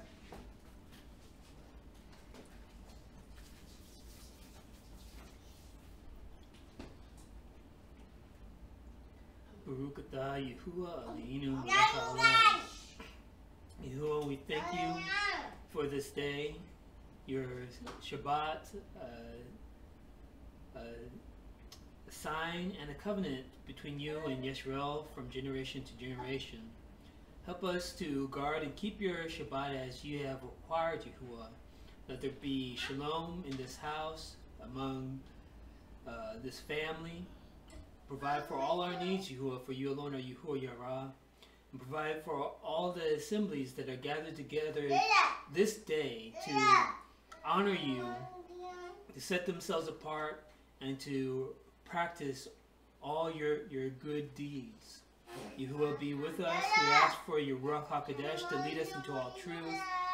Be with us, teach us, Yahuwah, and allow us to receive your truth, to change our minds, that we may be renewed in our thinking, Yahuwah, that our walk would be pleasing in your sight. Give us rest this day, Yahuwah. Restore our minds, our bodies, and our spirits. To the Rabbah, thank you for this family. Thank you for this fellowship. Thank you for your presence. Thank you for your Shabbat. We give you all honor and praise. B'Shem Yahushua HaMashiach. Hallelujah. Amen. Amen. All right. So, here, sit on over here and I'll get all this set up. All right. Yeah, we can just leave that there. All right.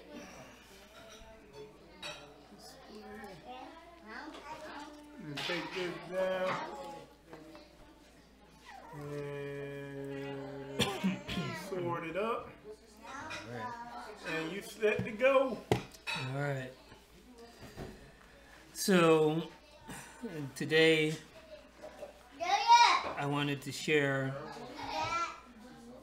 a bit on the Torah of foreign believers. I'm waiting for all y'all to get done. I can get whatever.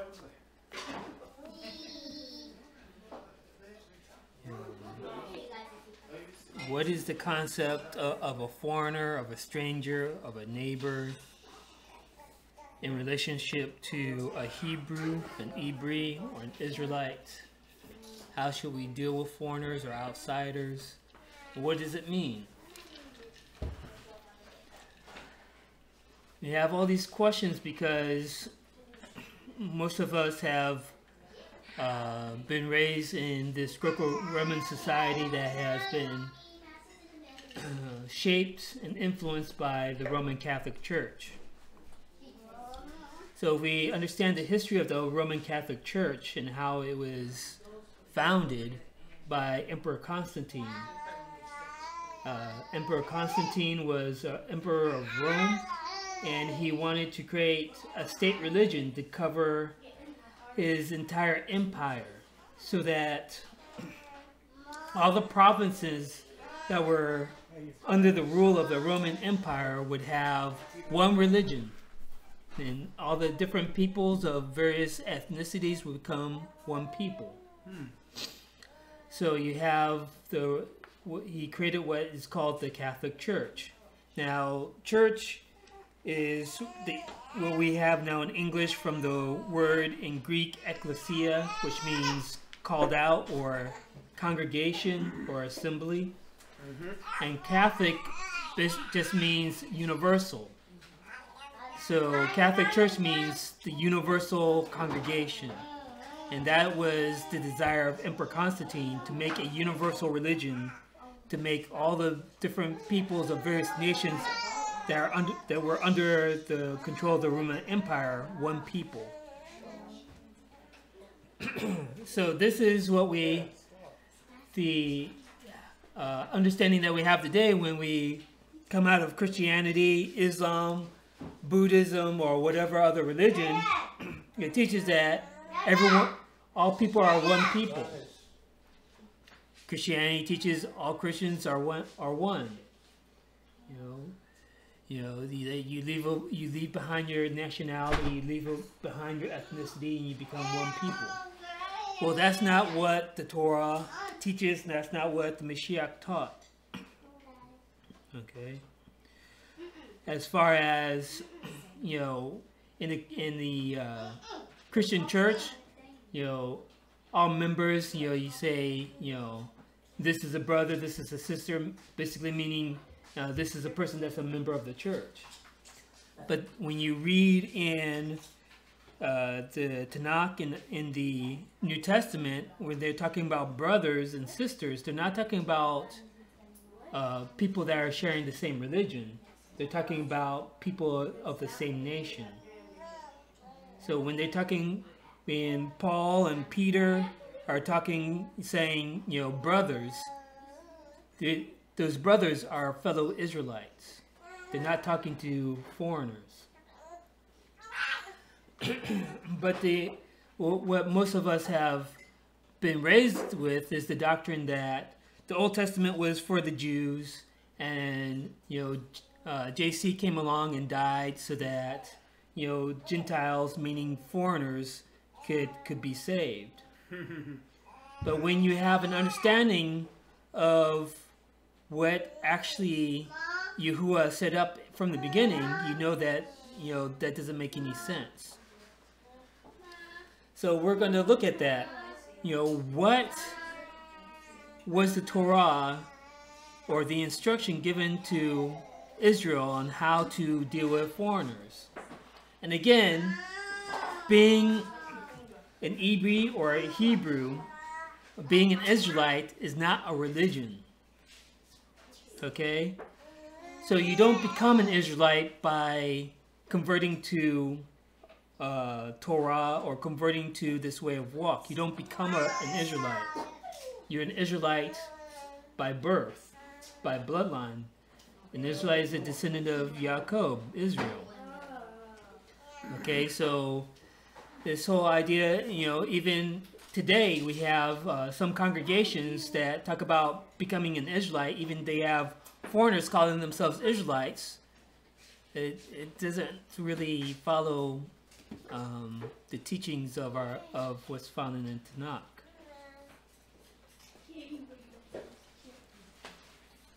And you also have this teaching mostly propagated by these Messianic Jews about adoption. You're adopted, foreigners are adopted into the nation of Israel, and all that kind of, baloney. But we're going to get to the root of this issue. We're going to go back to what the Torah actually stated and what Yahuwah intended from the beginning. So we're going to go back to the book of Shemot or Exodus, chapter 12. I'm going to start in verse 49. So Exodus chapter 12, 49.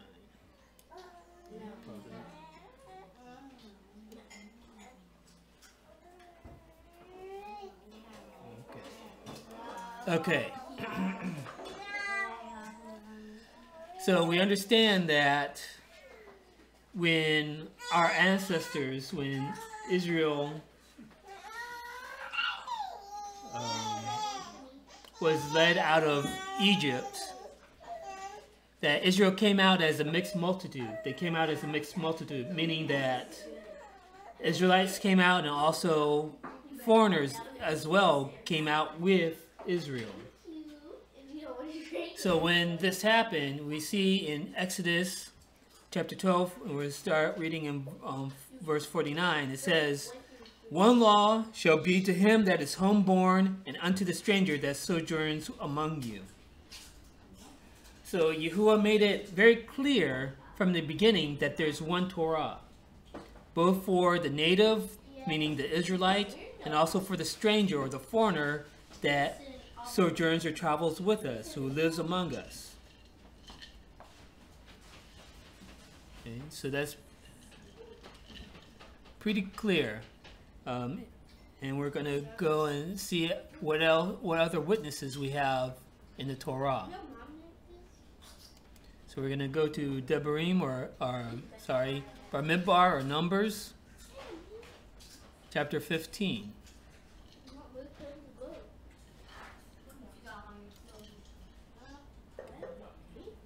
We'll go to verse 15.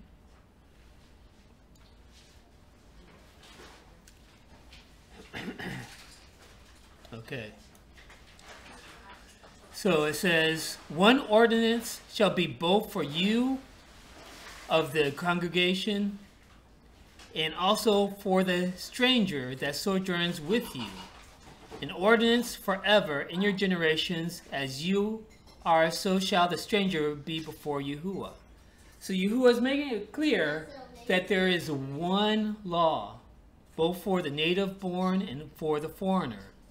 And if you notice, it says, the ordinance shall be both for you of the congregation. So we understand that the congregation means the nation of Israel. So, as I said, in the New Testament, congregation is translated as church. So wherever you see church in the New Testament, that means the nation of Israel. And that's how the apostles understood it. Now, in 2017, after all the corruptions and interpretations of foreigners and of the Catholic Church, church now means, a religious building or basically a religious organization.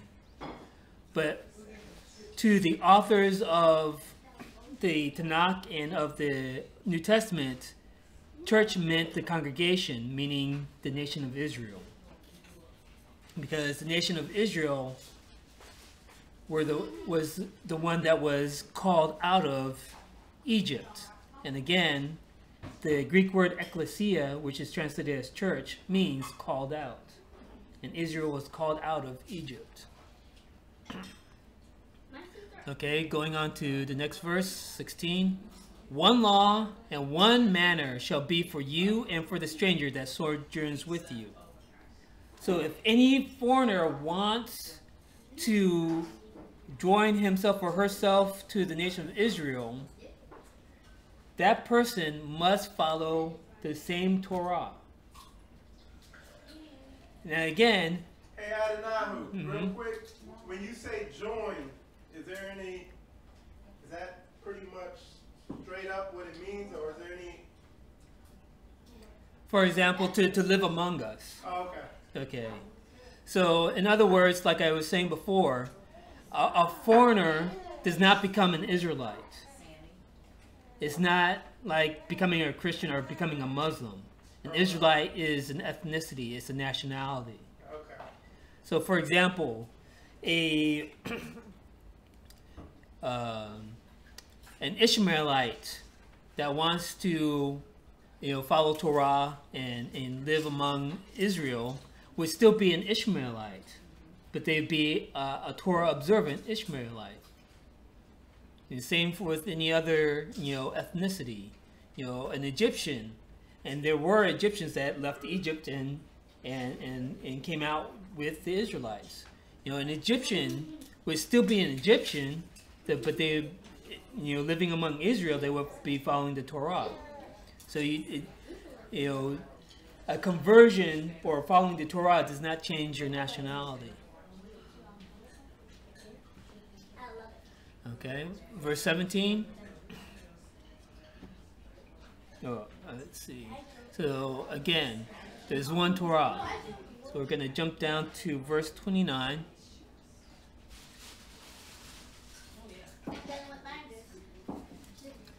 You shall have one law for him that sins through ignorance, both for him that is born among the children of Israel, and for the stranger that sojourns among them.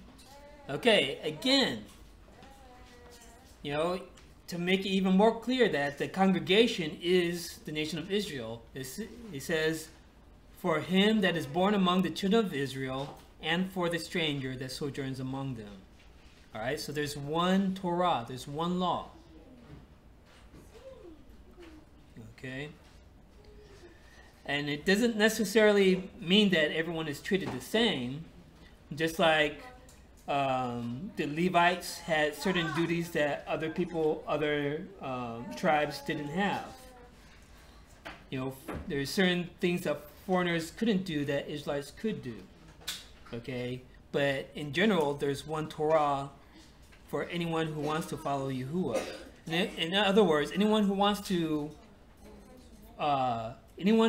serve Yahuwah, there's only one way to do it. And he's given the guideline of how to serve him. Alright, so we're going to stay in Numbers. We're going to jump back to chapter 9.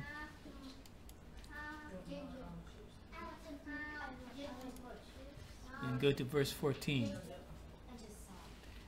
And all of this is leading up to a point, like I said, that, you know, in Christianity, you know, we were basically taught the doctrine that JC died to let in the Gentiles who we were taught were the foreigners, so that, you know, everyone is one big happy family now. But that's not actually what it teaches. So we're going to get to the point in Acts where it talks about Cornelius, because there's the confusion about Cornelius. Was he a foreigner or was he an Israelite? All right. So we have to go back. We're going back through all this Torah to get the basis before we can get to Cornelius. Okay, so Numbers chapter 9, verse 14.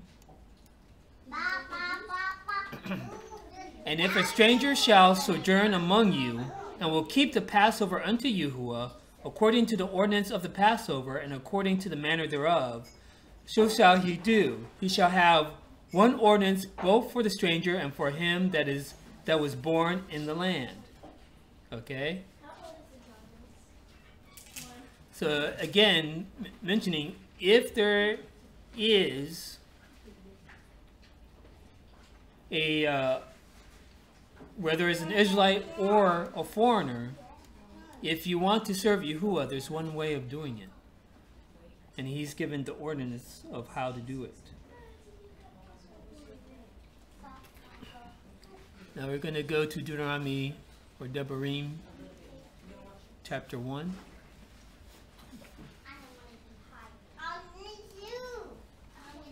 Are there any questions on the chat?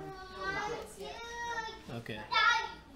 Alright, so we're going to go to Deuteronomy chapter 1 and go down to verse 16.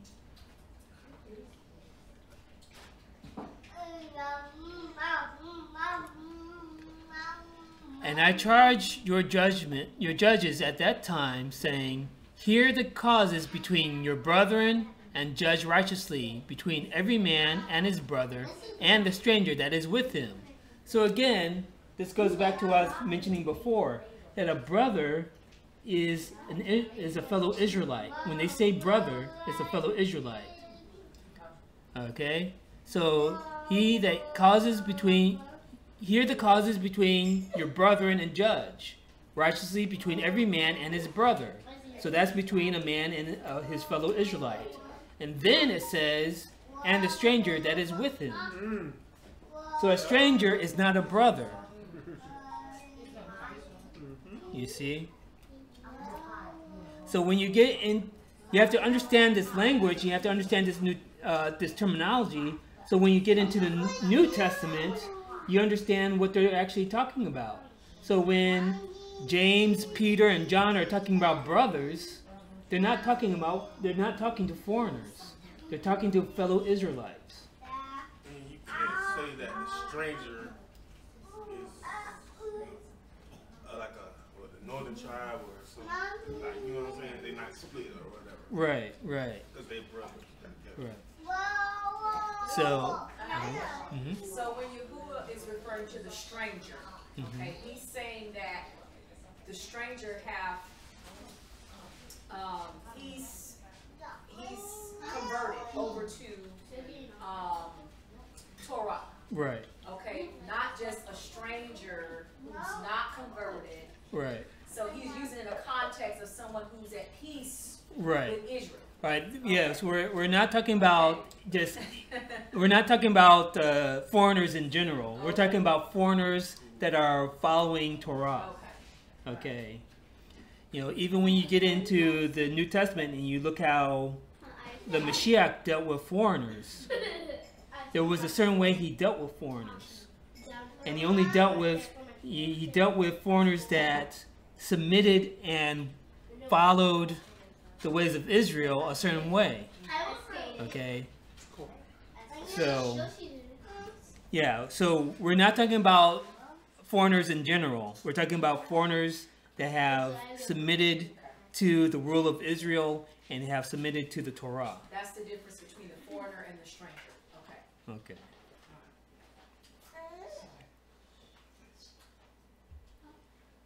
Alright, so now we're going to go to Wa'ikra or Leviticus, chapter 22, okay, and verse 18.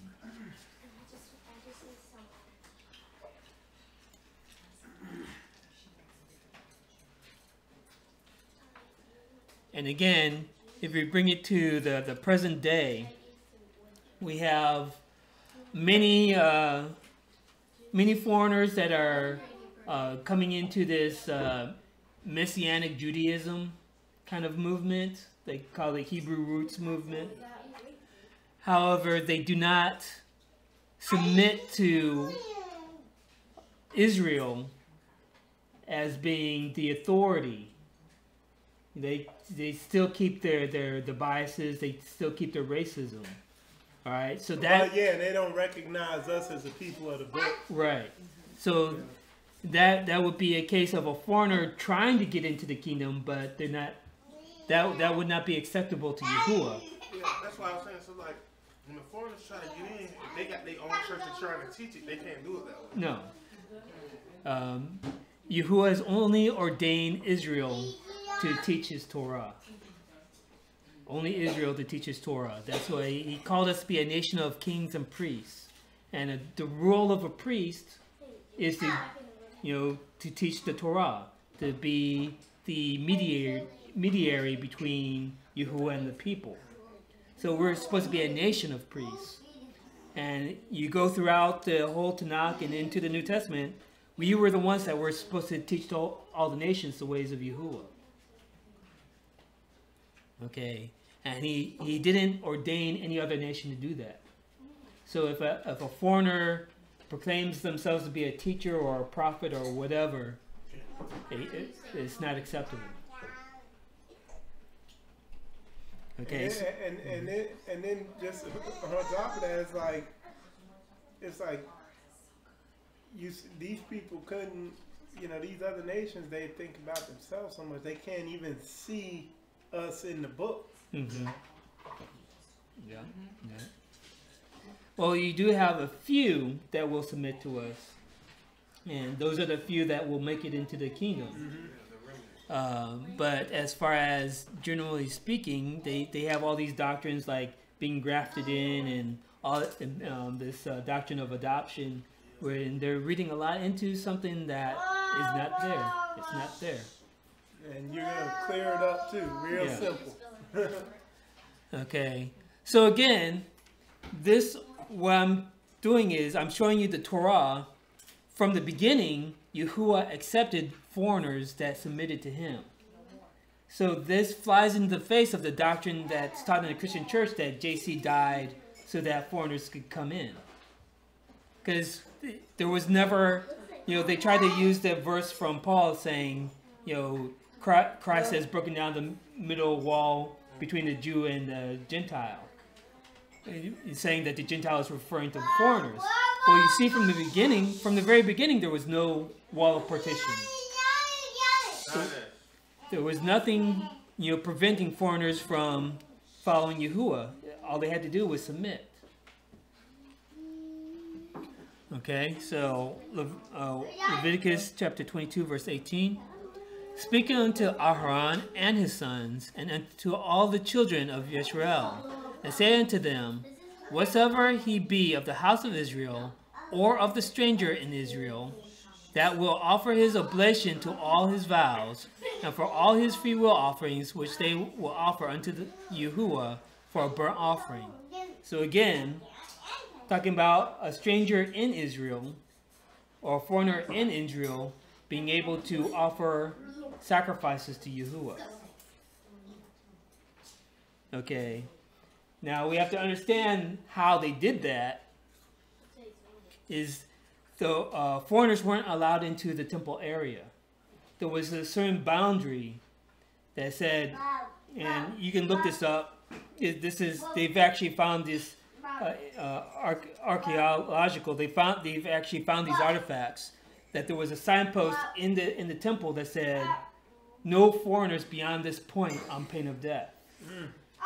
So there was a certain boundary in the temple that foreigners weren't allowed to cross. So that, again, talking about that we followed the same Torah, but there are certain things that were only for Israel, and and so on and so forth.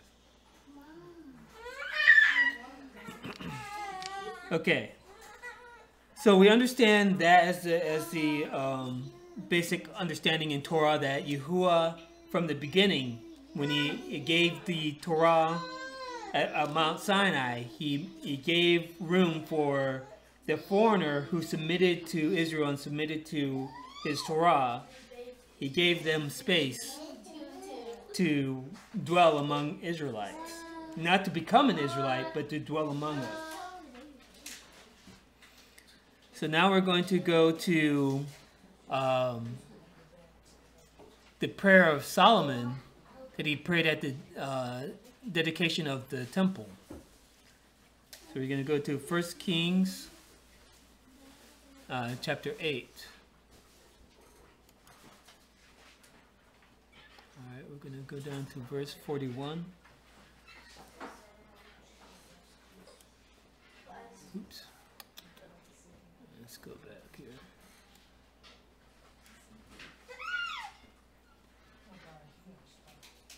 All right, 1 Kings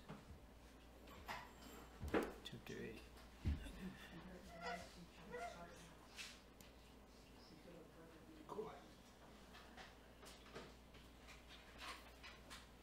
All right, 41. All right, so this is King Solomon praying at the dedication of the temple.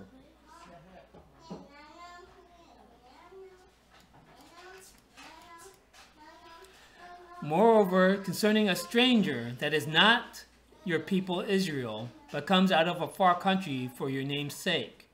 So he goes through this whole prayer. Now he's speaking about a foreigner that comes, who is not, he's making it clear that this foreigner is not an Israelite. But this foreigner is coming to the temple because the foreigner has heard that Yahuwah is a great Elohim. Okay? For they shall hear of your great name and of your strong hand and of your stretched out arm when he shall come and pray toward this house. All right, so this house meaning the temple. Hear you in heaven, your dwelling place, and do according to all that the stranger calls to you for, that all people of the earth may know your name, to fear you as do your people Israel, and that they may know that this house which I have built is called by your name. So this is the prayer of King Solomon at the dedication, saying that if a foreigner comes and prays towards your temple, do fulfill the prayer of the stranger, so that the strangers will know that you are the true and mighty Elohim, and so that your name will be feared all over the world.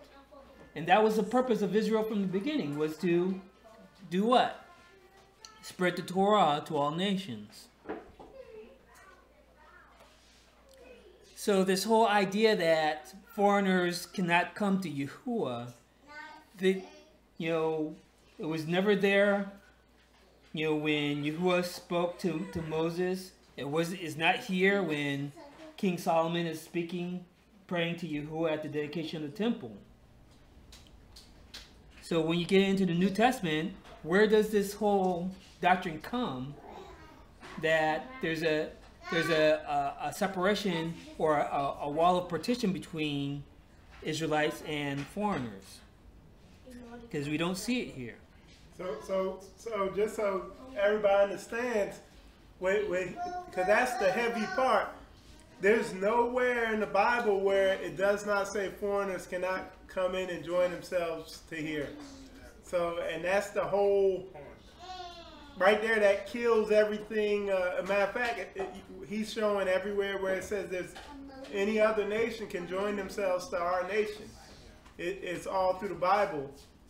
So right there, that, like, you go tell Vocab Malone or somebody that, and you just took all the wind out of their sails. Like you say, Jesus Christ didn't have to come die for the foreigners to come part of it. Exactly.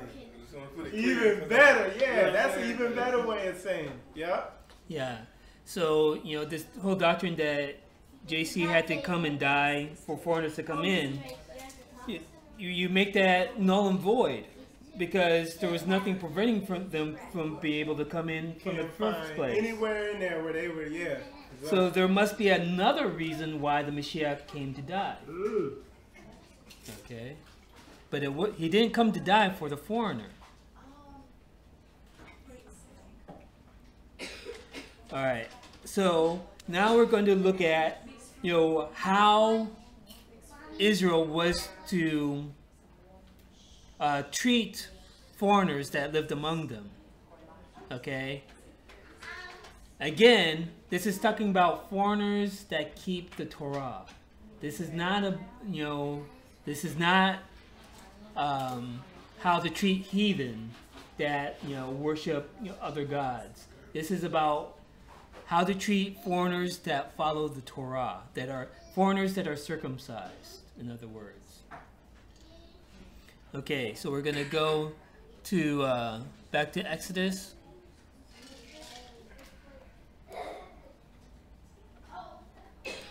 Chapter 22. I'm read verse. And see what a lot of these Hebrew camps try to do is they try to say, oh, well, foreigner there meant stranger, meant Northern Kingdom. Yeah. Northern Kingdom and split kingdom, so they really called them foreigners, strangers, and all that. Okay. So this is Exodus 22:21. You shall neither vex a stranger nor oppress him, for you were strangers in the land of Egypt. Ain't no way around that. Okay, so this is very clear on how Israelites were supposed to treat foreigners that follow the Torah. Not foreigners in general, but foreigners that follow the Torah. I want to make that clear. Okay? And again, this does not include these so-called Hebrew roots foreigners that they claim that they're going back to the Hebrew roots and following the Torah, but they do not recognize us as Israel. Okay, they're not included, because when we look at the example of Mashiach, for example, the Syrian woman that was begging for her daughter to be healed, she had to submit and admit that she was a dog before she could receive her blessing. She had to submit and admit that Israel were the children and that she was the dog before she could receive her blessing. Okay? And a lot of these Hebrew roots and these Messianic Jewish people, they can't. they can't do that. Yeah, they try to say she was an Israelite. That's what they try to say. They're like, no, she wasn't. She was Israel, but she was Israelite. That's what they're trying to say too. And that doesn't make any sense. Yeah, I know. In context, it doesn't make any sense, right? Yeah. So, and again, there was another episode of the Roman centurion that had a Hebrew servant that was sick, and he was going to Mashiach for the healing of his Hebrew servant. And the people, the Yahudim, vouched for this Roman centurion, said, "This man he's a godly man. He treats us well." So the people were actually vouching for this man, saying that, he's not just the regular Roman soldier that just treats us like trash. He actually treats us well, and he actually follows the Torah. So, again, so I want to qualify all these things, that this is not talking about how to treat foreigners in general, but how to treat foreigners that keep the Torah the way it's supposed to be kept. And just to add to that point, because we're not supposed to have anything to do with these other nations that are willfully doing their thing, serving whoever the heck they messing with. But the ones who want to come to us and be like us, hey, we accept them in. Right. But as far as trying to be the Asian man or who's worshiping Buddha, trying to be his buddy, and Kemetic dude, we ain't messing with him. Right. Okay. So we're going to stay in Exodus. We're going to jump to chapter 23. But I have a question though. Okay. There's a scripture. What about that scripture where it says he shall be like a whatever and receive an inheritance? Okay, yeah. There's a lot of people that use that one about the eunuch and the dry tree and all that kind of stuff. That they shall receive a name better than children. No. It said the stranger, if he lives with you, he should be as an Israelite, and he shall receive an inheritance just like an Israelite. Okay, yeah. we'll get to that. Okay. I think I know the passage you're talking about. So just remind me. All right. Okay. All right. All right, so we're going to go to verse 9. That's 23, verse 9. And you shall not oppress a stranger, for you know the heart of a stranger, seeing you were strangers in the land of Egypt. So again, look at us now in another Egypt. And we know what it's like to be discriminated against. We know what it's like to be oppressed. And then we have some brothers that are teaching, we're going to oppress, foreign believers just the way that we oppressed us. Well, we see clearly from the beginning that the attitude of Yahuwah saying, you know what it's like to be oppressed. So if a foreigner who's believing is among you, don't oppress him like the way that you didn't want. It's going to be a righteous servitude. Right. In the kingdom. Yeah. Right. But they teach that even like you say, they the foreigner and they want to come and teach like us, that they can't. They still, we still going to oppress them even if they, want to submit and, follow the Torah, that we know you can't. We going to be a slave. You know what I'm saying? And that's another tenet of the Catholic Church. Being Catholic meaning universal, that as egalitarian, everyone's the same. All right, that's not what you find in Torah. Yahuwah makes clear the levels and roles of authority, whether it's national, whether it's in the family. So it's not like foreigners have an equal role or equal authority to an Israelite. No, that's not what it's saying here. All right, so we're going to go same vein of thought, going over to Deuteronomy chapter 10. I'm going to read verse 18.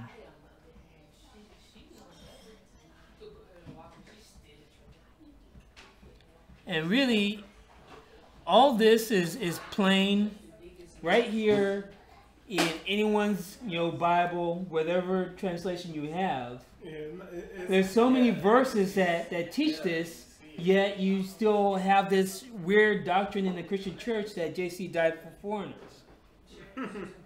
Because people don't read.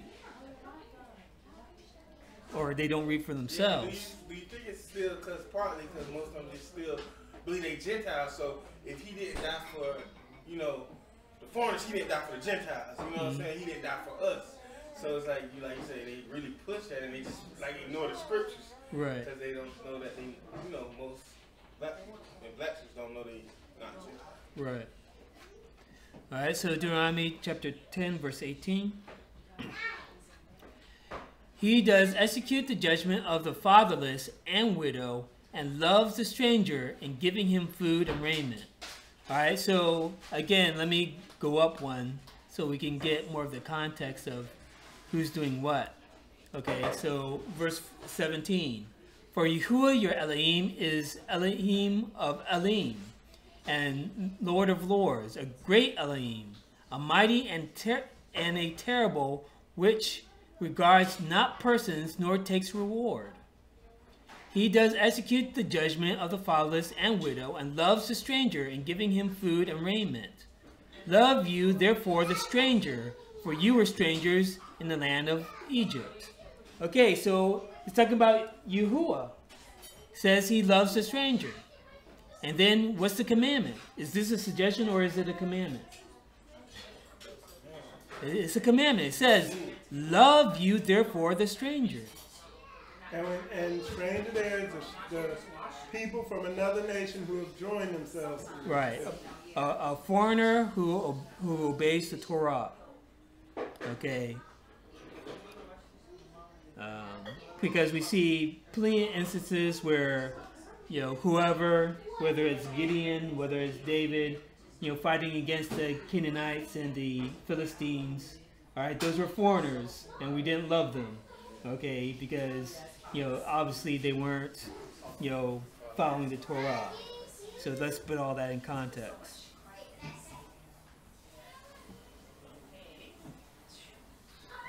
Okay, and we're going to go over to Psalm 146.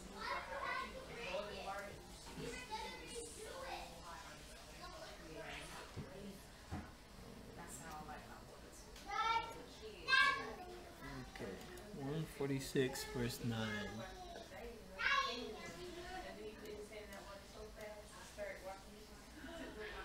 Okay. Yahuwah preserves the stranger. He relieves the fatherless and the widow, but the way of the wicked he turns upside down. Okay, so again, this goes right with what we just read in Deuteronomy, right? And why these three are put together? You have the stranger, the fatherless, and the widow. Why this combination of these three? We saw the same combination in Deuteronomy chapter 10. What's the correlation between the stranger, the fatherless, and the widow? Anyone?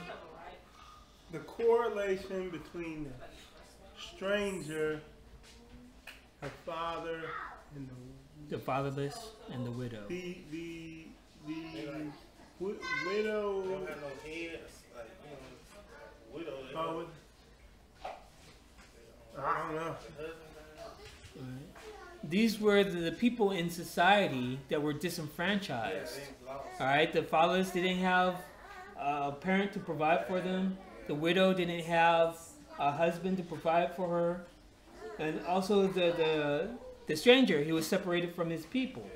Okay, right. So, in other words, these were the people that would be on the lower levels of society. These would be the people that you would give alms to. You right? But what does it say in the list of blessings and curses.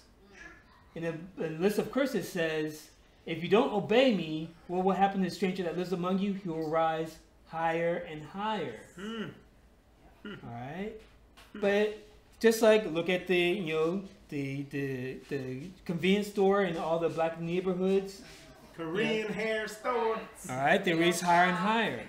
All right, but if we were doing what we're supposed to be doing, these people would be these foreigners that are in our communities would be disenfranchised. They would be the ones that we would be having to give alms to. But because we're being cursed, these are the ones that are reigning over us. All right.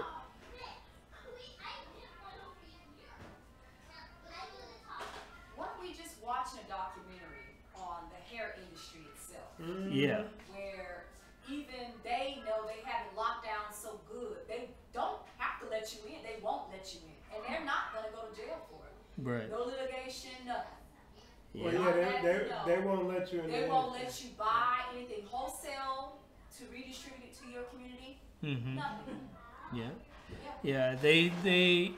These foreigners that, because of these curses, and because Yahuwah, his word is true, they have risen to a place of prominence in our communities and have become rich off of us. Yeah.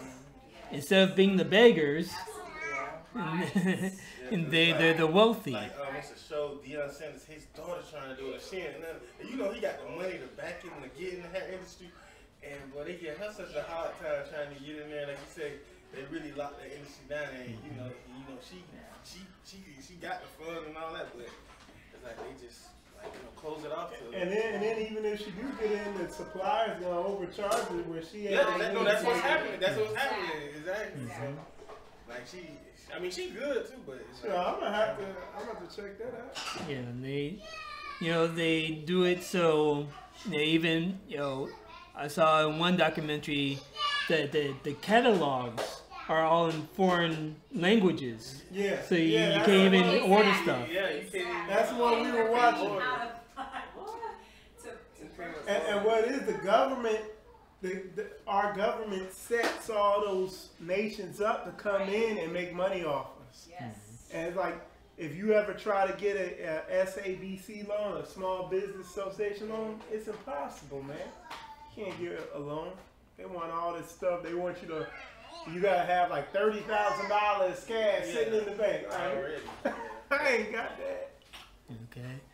So now we're gonna look at some examples of foreigners actually converting to following Yahuwah. And we're going to see that all this happened in the so-called Old Testament. So if foreigners could convert to following Yahuwah in the Old Testament, why did GAC need to die for foreigners? Obviously, the Mashiach didn't die for foreigners. He died for another reason. He died and resurrected for another reason. Okay, so we're going to go to 2 Kings. And we're going to look at the case of Naaman. 2 Kings chapter 5. So Naaman was a mighty captain of a foreign nation, of a foreign army. So we'll read in verse 1. Now Naaman, captain of the host of the king of Syria, was a great man with his master, and honorable because by him Yahuwah had given deliverance into Syria. He was also a mighty man in valor, but he was a leper. Okay, so this is Naaman. He's a captain of an army, of the Syrian army. He's a great and mighty man, but he's suffering from leprosy. So we'll touch a little bit on this word that's translated as leper or leprosy in the Bible. Okay, it's not the disease that we look at today with, person's body parts falling off and all kinds of stuff. When you just use the eSword or get a concordance and look up leper and leprosy and look at all the instances where it's used. In all the instances that it's used, the only symptom of leprosy is that the skin turns white as snow. That's the only symptom. It's not boils, it's not sores, it's not anything else. It's only the only thing that it mentions is that the skin turns white. Okay, so we got that out of the way. So basically it's like vitiligo. Alright, so Naaman, this foreigner, this captain of the Syrian army, he has the skin condition.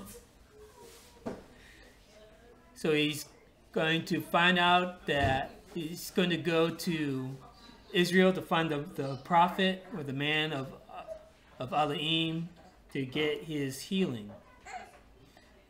It's a pretty well-known story. You know, if not, you can go back and read it. It's here in 2 Kings chapter 5.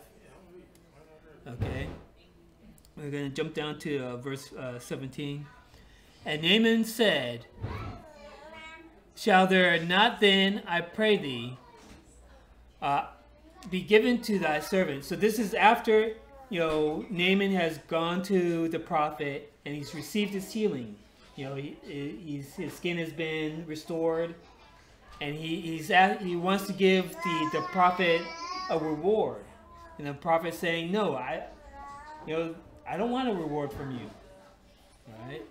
So Naaman said, shall there not then, I pray thee, be given to your servant 2 mules burden of earth? So Naaman is asking that he's asking for the soil of the land of Israel to take back with him. "For your servant will henceforth offer neither burnt offering nor sacrifice unto other gods, but unto Yahuwah." So this foreigner, this Syrian, has converted to worshiping Yahuwah. So he's going to take back these, whatever sacks of earth from the land of Israel, because the people connected the Elohim of the land to the soil. So that's why he wanted to take back the soil of Israel. So when he goes back to his homeland, he will have that soil and he will worship Yahuwah. Okay. And verse 18. "In this thing Yahuwah pardon your servant." Again, he's talking to the prophet, and he's calling himself his servant. So he's putting the Israelite above him. Mm-hmm. You understand? So this is Naaman himself talking. "In this thing Yahuwah pardon your servant, that when my master goes in the house of Rimmon to worship there," so his master is the king. Remember, he's the captain of the Roman army under the king of Syria. So the king of Syria worships a foreign god, Rimmon. So he's asking, he's saying, "I will serve Yahuwah. Just excuse me on this one point, that when my master goes into the house of Rimmon to worship there, and he leans on my hand, and I bow myself in the house of Rimmon, when I bow down myself in the house of Rimmon, Yahuwah pardon your servant in this thing." So he's saying that when I escort the king into the house of this foreign god, and the king bows down to this god, he has to bow down with the king. So he's asking that Yahuwah just forgive him for that. But in all other things, he's going to serve Yahuwah. And you see that there's nowhere here that, the prophet says, "No, you can't do that. You have to wait for JC to come and die for you." Yeah. You don't see that here. And that's the Old Testament. Right. But just example how you say they try to mess with the leper part, and in this one, they have a little commentary, and it says the scholars have long felt that the Hebrew word for Naaman's illness, leper, refers to more conditions than just Hansen's disease. So they try to make it it's not just about the skin changing and other stuff. Yeah, Hansen's disease is that the body parts falling off and all that kind of stuff. Yeah. That they call leprosy today. All right, but then it pretty much. How could he have that disease where his body parts are falling off, and he in the military and a man of valor? They said, right? Yeah. And must try to punch somebody, his arm go flying. But like you say it's boys because they can say, oh, so like when we like when they say Moses, how he changed men and white and Moses so they could just say, oh no, leprosy then was like just bumps or something, and he just made the bumps disappear. That's what they try to say. Just to describe the skin part. Okay, so you see the reply of the prophet in verse 19. And he said unto him, go in peace. Go in peace. No, you have to wait 1,000 years for JC to come and die for you. You can't come right now. Is it go in peace? That's in the New Testament. Like, what? It's just like. Okay. I mean, the Old Testament. They don't see that. All right. So again, there was nothing preventing a foreigner from serving or converting to serving Yahuwah.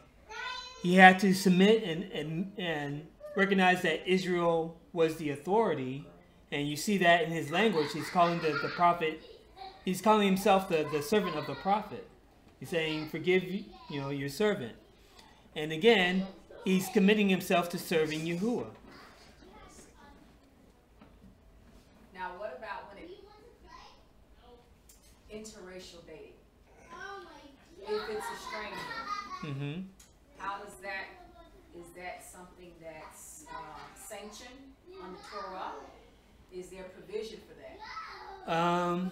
So the question is about interracial relationships.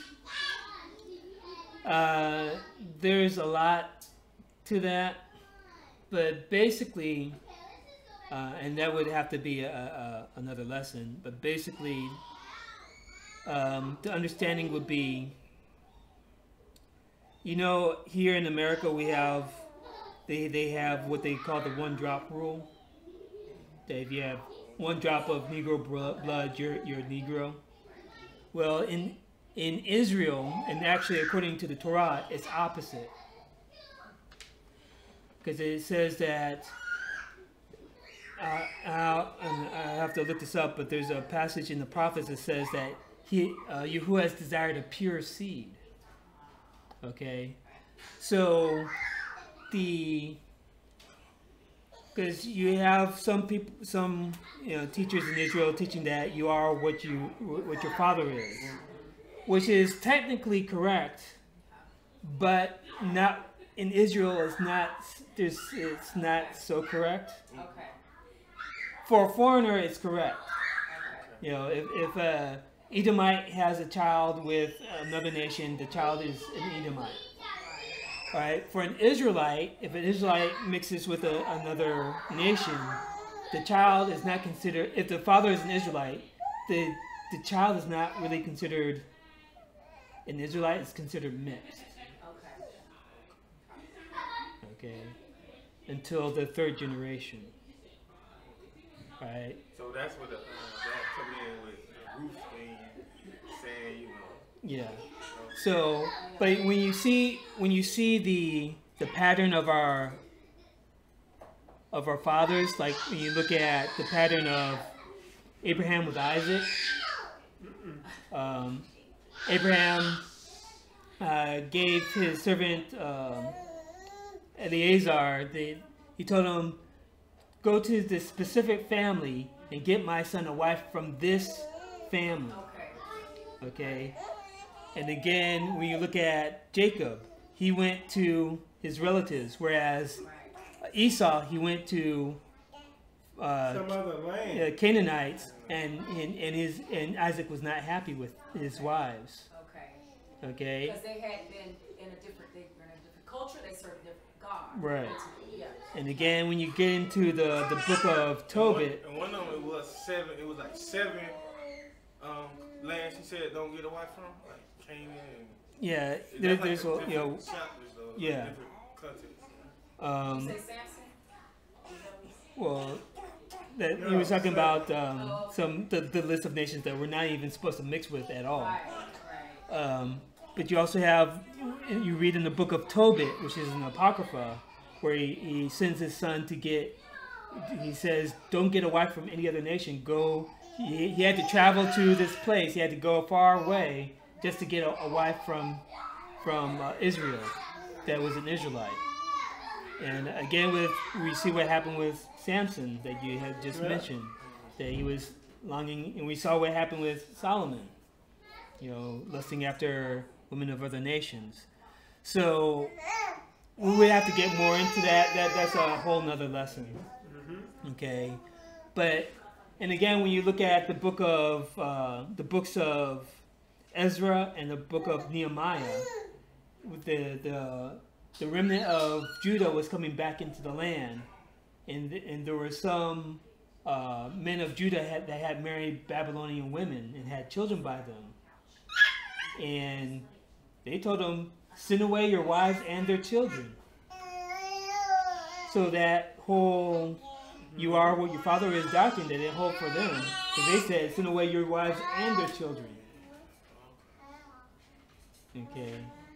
So, I mean, I'll leave it at that. But in other words, it's not really cut and dry. There's lots of history in there. But basically, it's discouraged. I would say that. I'm not going to say that you're breaking the Torah, but it is highly discouraged to mix with other nations. Okay, so we had the case of Naaman. Okay. All right, so we're going to look at what happened in the book of Esther, talking about interracial relationship. Esther, I mean. Yeah. Okay. Right.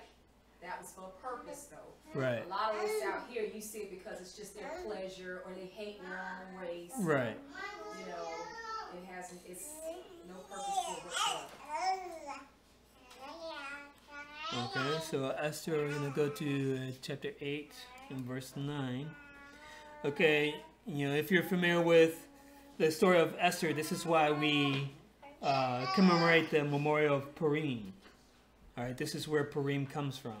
This whole story of Hadassah, or Esther. Esther is her pagan name, but Hadassah is her Hebrew name. Okay, we'll read. So this happened after there was a big drama between Esther and Mordecai and Haman, who hated the Yahudim, but they were able to defeat Naaman and his scheme. So as a result, we'll see what happened.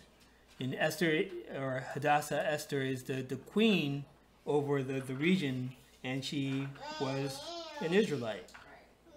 Okay. Then were the king's scribes called at that time in the 3rd month, that is, the month Sivan, on the 23rd day thereof. And it was written according to all that Mordecai commanded unto the Yahudim, and to the lieutenants, and the deputies, and the rulers of the provinces, which are from India unto Cush, or Ethiopia. And 127 provinces, unto every province according to the writing thereof, and unto every people after their language, and to the Yahudim according to the writing and according to their language. So we're going to see that this area that we're talking about, this land area, this empire, stretched from India unto Cush, or Ethiopia. So from India, which is east into Africa. And it says what? 127 provinces. So this is the area that we're talking about. And we're going to see what happened. And then jump down to verse 17. And in every province and in every city, wherewithersoever the king's commandment and his decree came, the Yahudim had joy and gladness, a feast and a good day. And many of the people of the land became Yahudim, for the fear of the Yahudim fell upon them. So it's saying that many of the people of the land became followers. It says became Yahudim, but you can't become it's not a religion. But basically they became converted to the Torah. So this is from India into Africa. This province. That's why even today you find remnants of, Indians, remnants of people in the Middle East, remnants of people in Africa that still follow the Torah. Okay? Not that they are Israelites, but they were converted. Okay? And again, there's nothing preventing them from converting. There's no one saying, hey, you can't do this.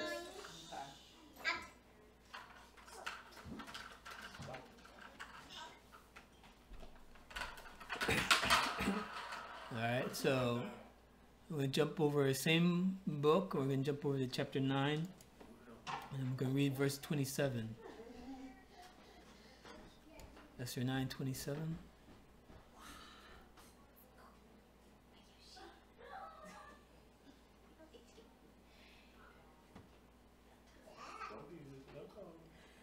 Okay. The Yahudim ordained and took upon them and upon their seed and upon all such as joined themselves unto them. So it's talking about others that joined unto them, right? Meaning the foreigners. So as it should not fail, that they should keep these 2 days according to their writing and according to their appointed time every year. So this is talking about the days of Purim. Okay? So again, there was nothing preventing other people from joining themselves. The only requirement is that they submitted to Israel and they submitted to obeying the Torah. How you spell it?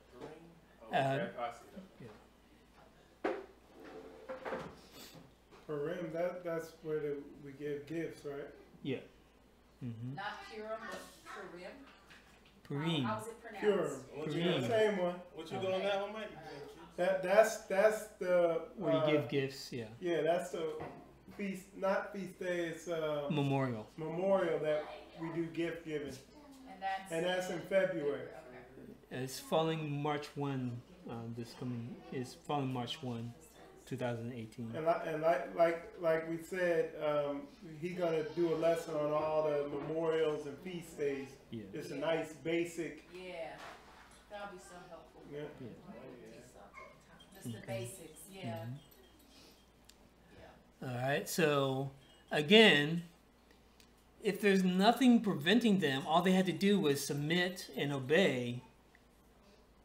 And the Christian church is telling us that JC came to die for these foreigners so that they could enter in.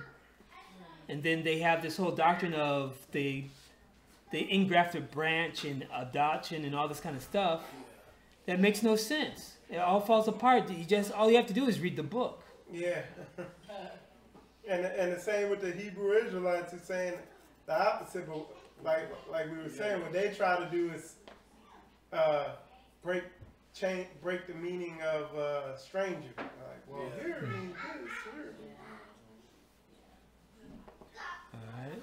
So, I mean, of course, when you look at Naaman, when you look at these various provinces, in Esther, it cannot be talking about Israelites that are converting back to being back to Torah. It doesn't make any sense. All right. These are clearly foreigners. All right, so we're going to go to the book of Daniel. We're going to see what happened during his days. And if we're familiar with the story of Daniel, we know that Daniel was in exile and went to Babylon, and he rose to prominence in Babylon because of his wisdom and his faithfulness to Yahuwah. All right, so we're going to go to chapter 3 and go to verse 29.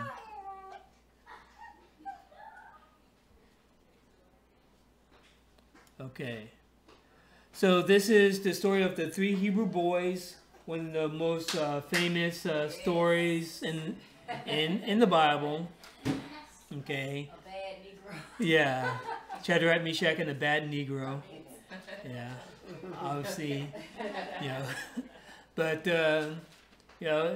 and this is talking about, we all, if you're not familiar with the story, these 3 Hebrew boys have also raised to prominence in Babylon in the political scheme, just like Daniel. But there was a time where they refused to worship this idol. And because they refused to worship the idol, they were thrown into a fiery furnace. However, Yahuwah delivered them, and the king, Nebuchadnezzar, saw this, and of course everyone else saw this as well. All right, so this is the decree that Nebuchadnezzar makes after Yahuwah delivers these three Hebrews from the fiery furnace. Okay, so we'll start in verse 28.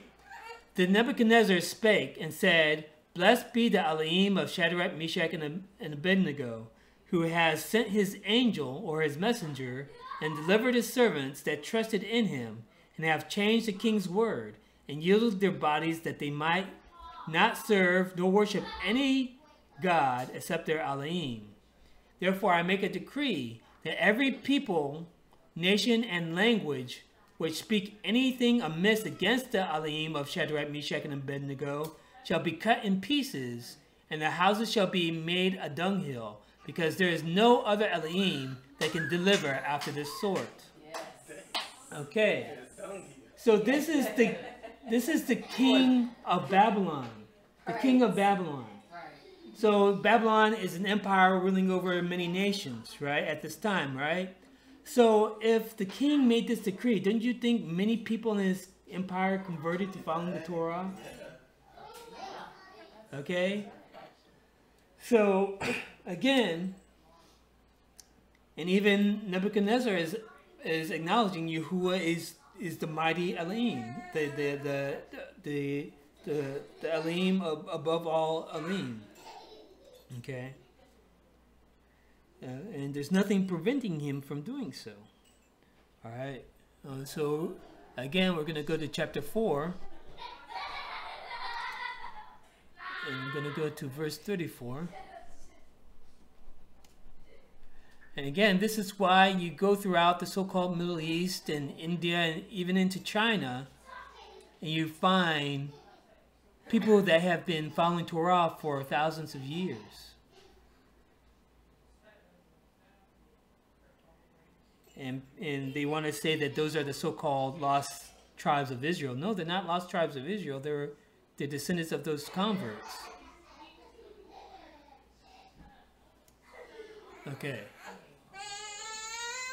Alright, so this is chapter 4 again. If you want to get the whole background of the story, you can read chapter 4.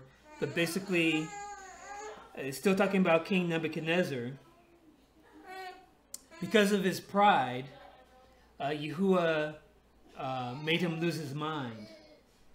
So for several years, he was just out in the wilderness, just like a wild animal.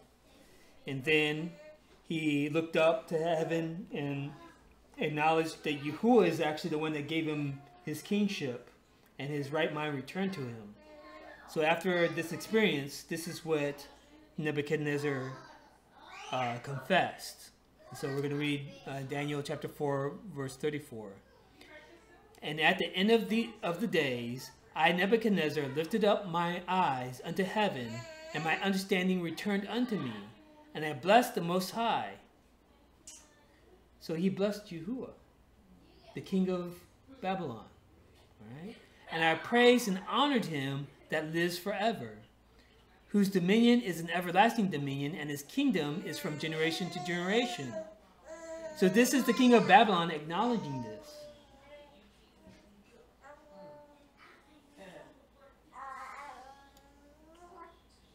And all the inhabitants of the earth are reputed as nothing, and he does according to his will in the army of heaven, and among the inhabitants of the earth, and none can stay his hand, or say unto him, What do you? Alright, so again, he is worshiping Yahuwah, the king of Babylon. And there's nothing preventing him from doing so. Alright. Alright, so let's go over, still in Daniel, we're going to go over to chapter 6, and go down to verse 25.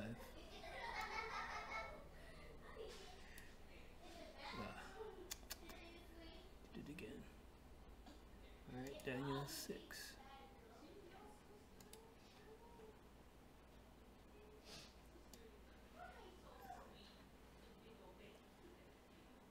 Okay. All right, so this is the king after Nebuchadnezzar, King Darius, of the Persians.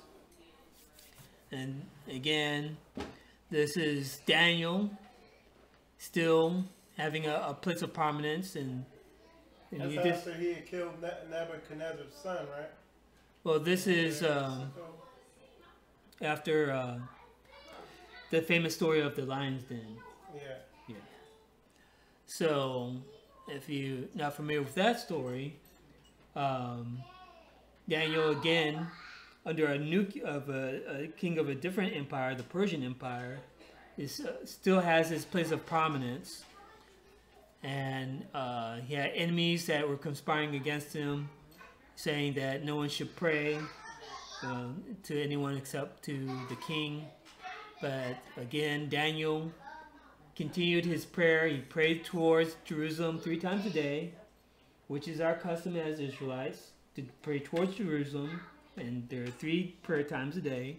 So if you don't know about that, hopefully we'll touch on that, in future lessons. Okay, but as a result of that, he was thrown into a lion's den, and Yahuwah protected him while he was in the lion's den. And of course, Darius is now, proclaiming what has happened. So starting in verse 25. Then King Darius wrote unto all people, nations, and languages that dwell in all the earth, peace be multiplied unto you. I make a decree that in every dominion of my kingdom men tremble and fear before the Elohim of Daniel. For he is the living Elohim, and steadfast forever, and his kingdom that which shall not be destroyed, and his dominion shall be even unto the end. Okay, again, this is the king of an empire.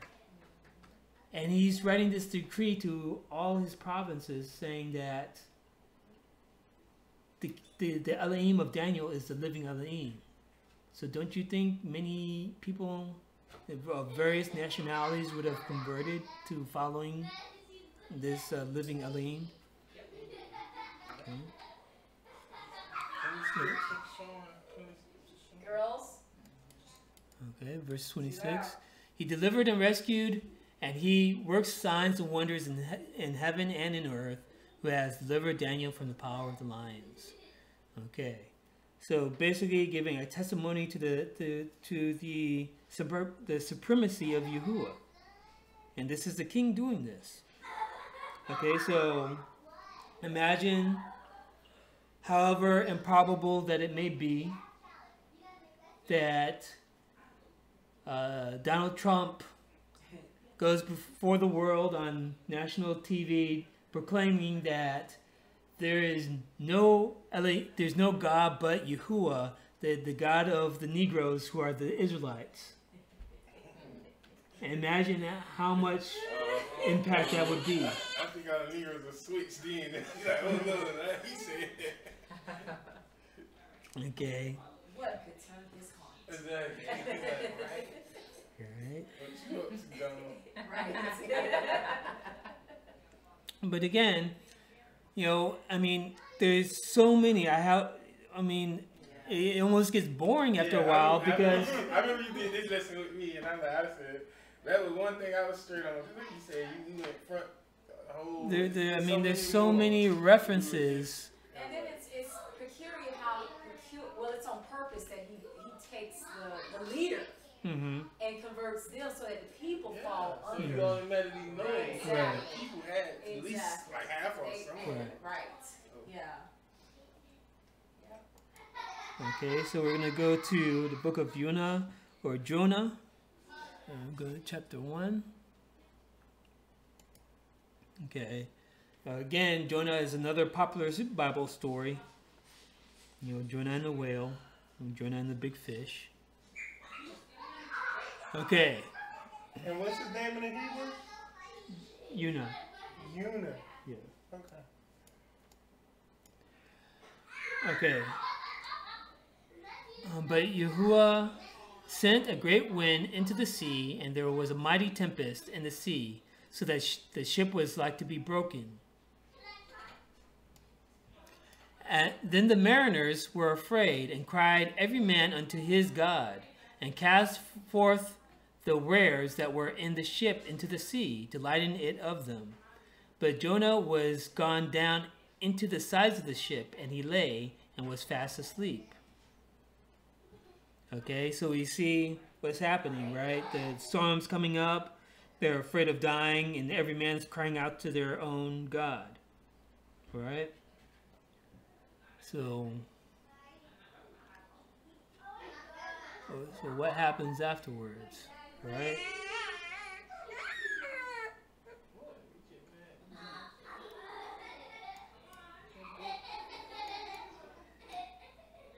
So we're going to jump down to verse 13. All right. And he said unto them, and this is Jonah speaking, take me up and cast me forth into the sea, so shall the sea be calm unto you. For I know that for my sake this great tempest is upon you. So Jonah's like, you want to live? Throw me over. Nevertheless, the men rowed hard to bring it to the land, but they could not, for the sea wrought, and was tempestuous against them. Therefore they cried unto Yahuwah, and said, We beseech thee, we beseech you, Yahuwah, we beseech you, let us not perish for this man's life. Lay not upon us innocent blood, for you, Yahuwah, has done as it pleased you. Okay? So again, what happened? First they were crying out to their own gods, and now they're crying out to Yahuwah. So they took up Jonah and cast him forth into the sea, and the sea ceased from her raging. Then the men feared Yahuwah exceedingly, and offered a sacrifice unto Yahuwah, and made vows. So these men sacrificed to Yahuwah and made vows to him. There was no JC. Right? Nothing preventing them from doing so. This is, it's a clear-cut conversion, experience. Just to play their side, but they could also, they be like, okay, like you saying, nothing stopped them from joining, so they joined, but then they'll say he came and died because, our sins were too outrageous, and he had to stop us from sinning. So that's when, that's what someone still say. Well, yeah, we'll get into that. That's a whole different lesson. All right. So again, we started with the Torah about the stranger. We went to Solomon's dedication at the temple. We saw that Yahuwah protects the alien, and he actually commands Israel to protect the foreigners that are among us. We looked at Naaman. We looked at what happened under Queen Esther. We looked at what happened in the book of Daniel. We see what happened in the book of Jonah. Okay. So when we get to the New Testament, what is this whole deal about Jews and Gentiles? What's the issue? Because we see throughout the Old Testament, throughout the Tanakh, that there's no problem. The only thing that the foreigners had to do was to submit and follow the Torah. Okay, so that's something that we'll have to get to, I guess, maybe in a future lesson. Yeah, maybe. Let me get on. Yeah, maybe next week, because I already got kind of the lesson I'm gonna do. But yeah, that might. Excuse me. Yeah, I definitely say continue that. Mm-hmm. And then maybe the week after we could do that lesson Makisha requested about the feast days. But do you want to give them a little just let them know basically what it is for the New Testament? Yeah. Well, basically the understanding is that when we're talking about when we have to understand their language and their terminology, and when they were talking about Gentiles, the generally speaking, they were talking about Israelites of the Northern Kingdom who had lost their name. They've been given a bill of divorce. Yep. Right. And the only way, he had to die in order for them to be, married back in. Right. So when Paul talks about the ordinance that was nailed to the cross, that ordinance that was nailed to the cross was the bill of divorce. But if you don't understand the Torah and talks about, divorce, the man has to give the woman a bill of divorce and all these kinds of things, you just don't understand when you get to the New Testament. So that, basically, is it in a nutshell, is that the word Gentile in the New Testament most usually is talking about Israelites of the Northern Kingdom.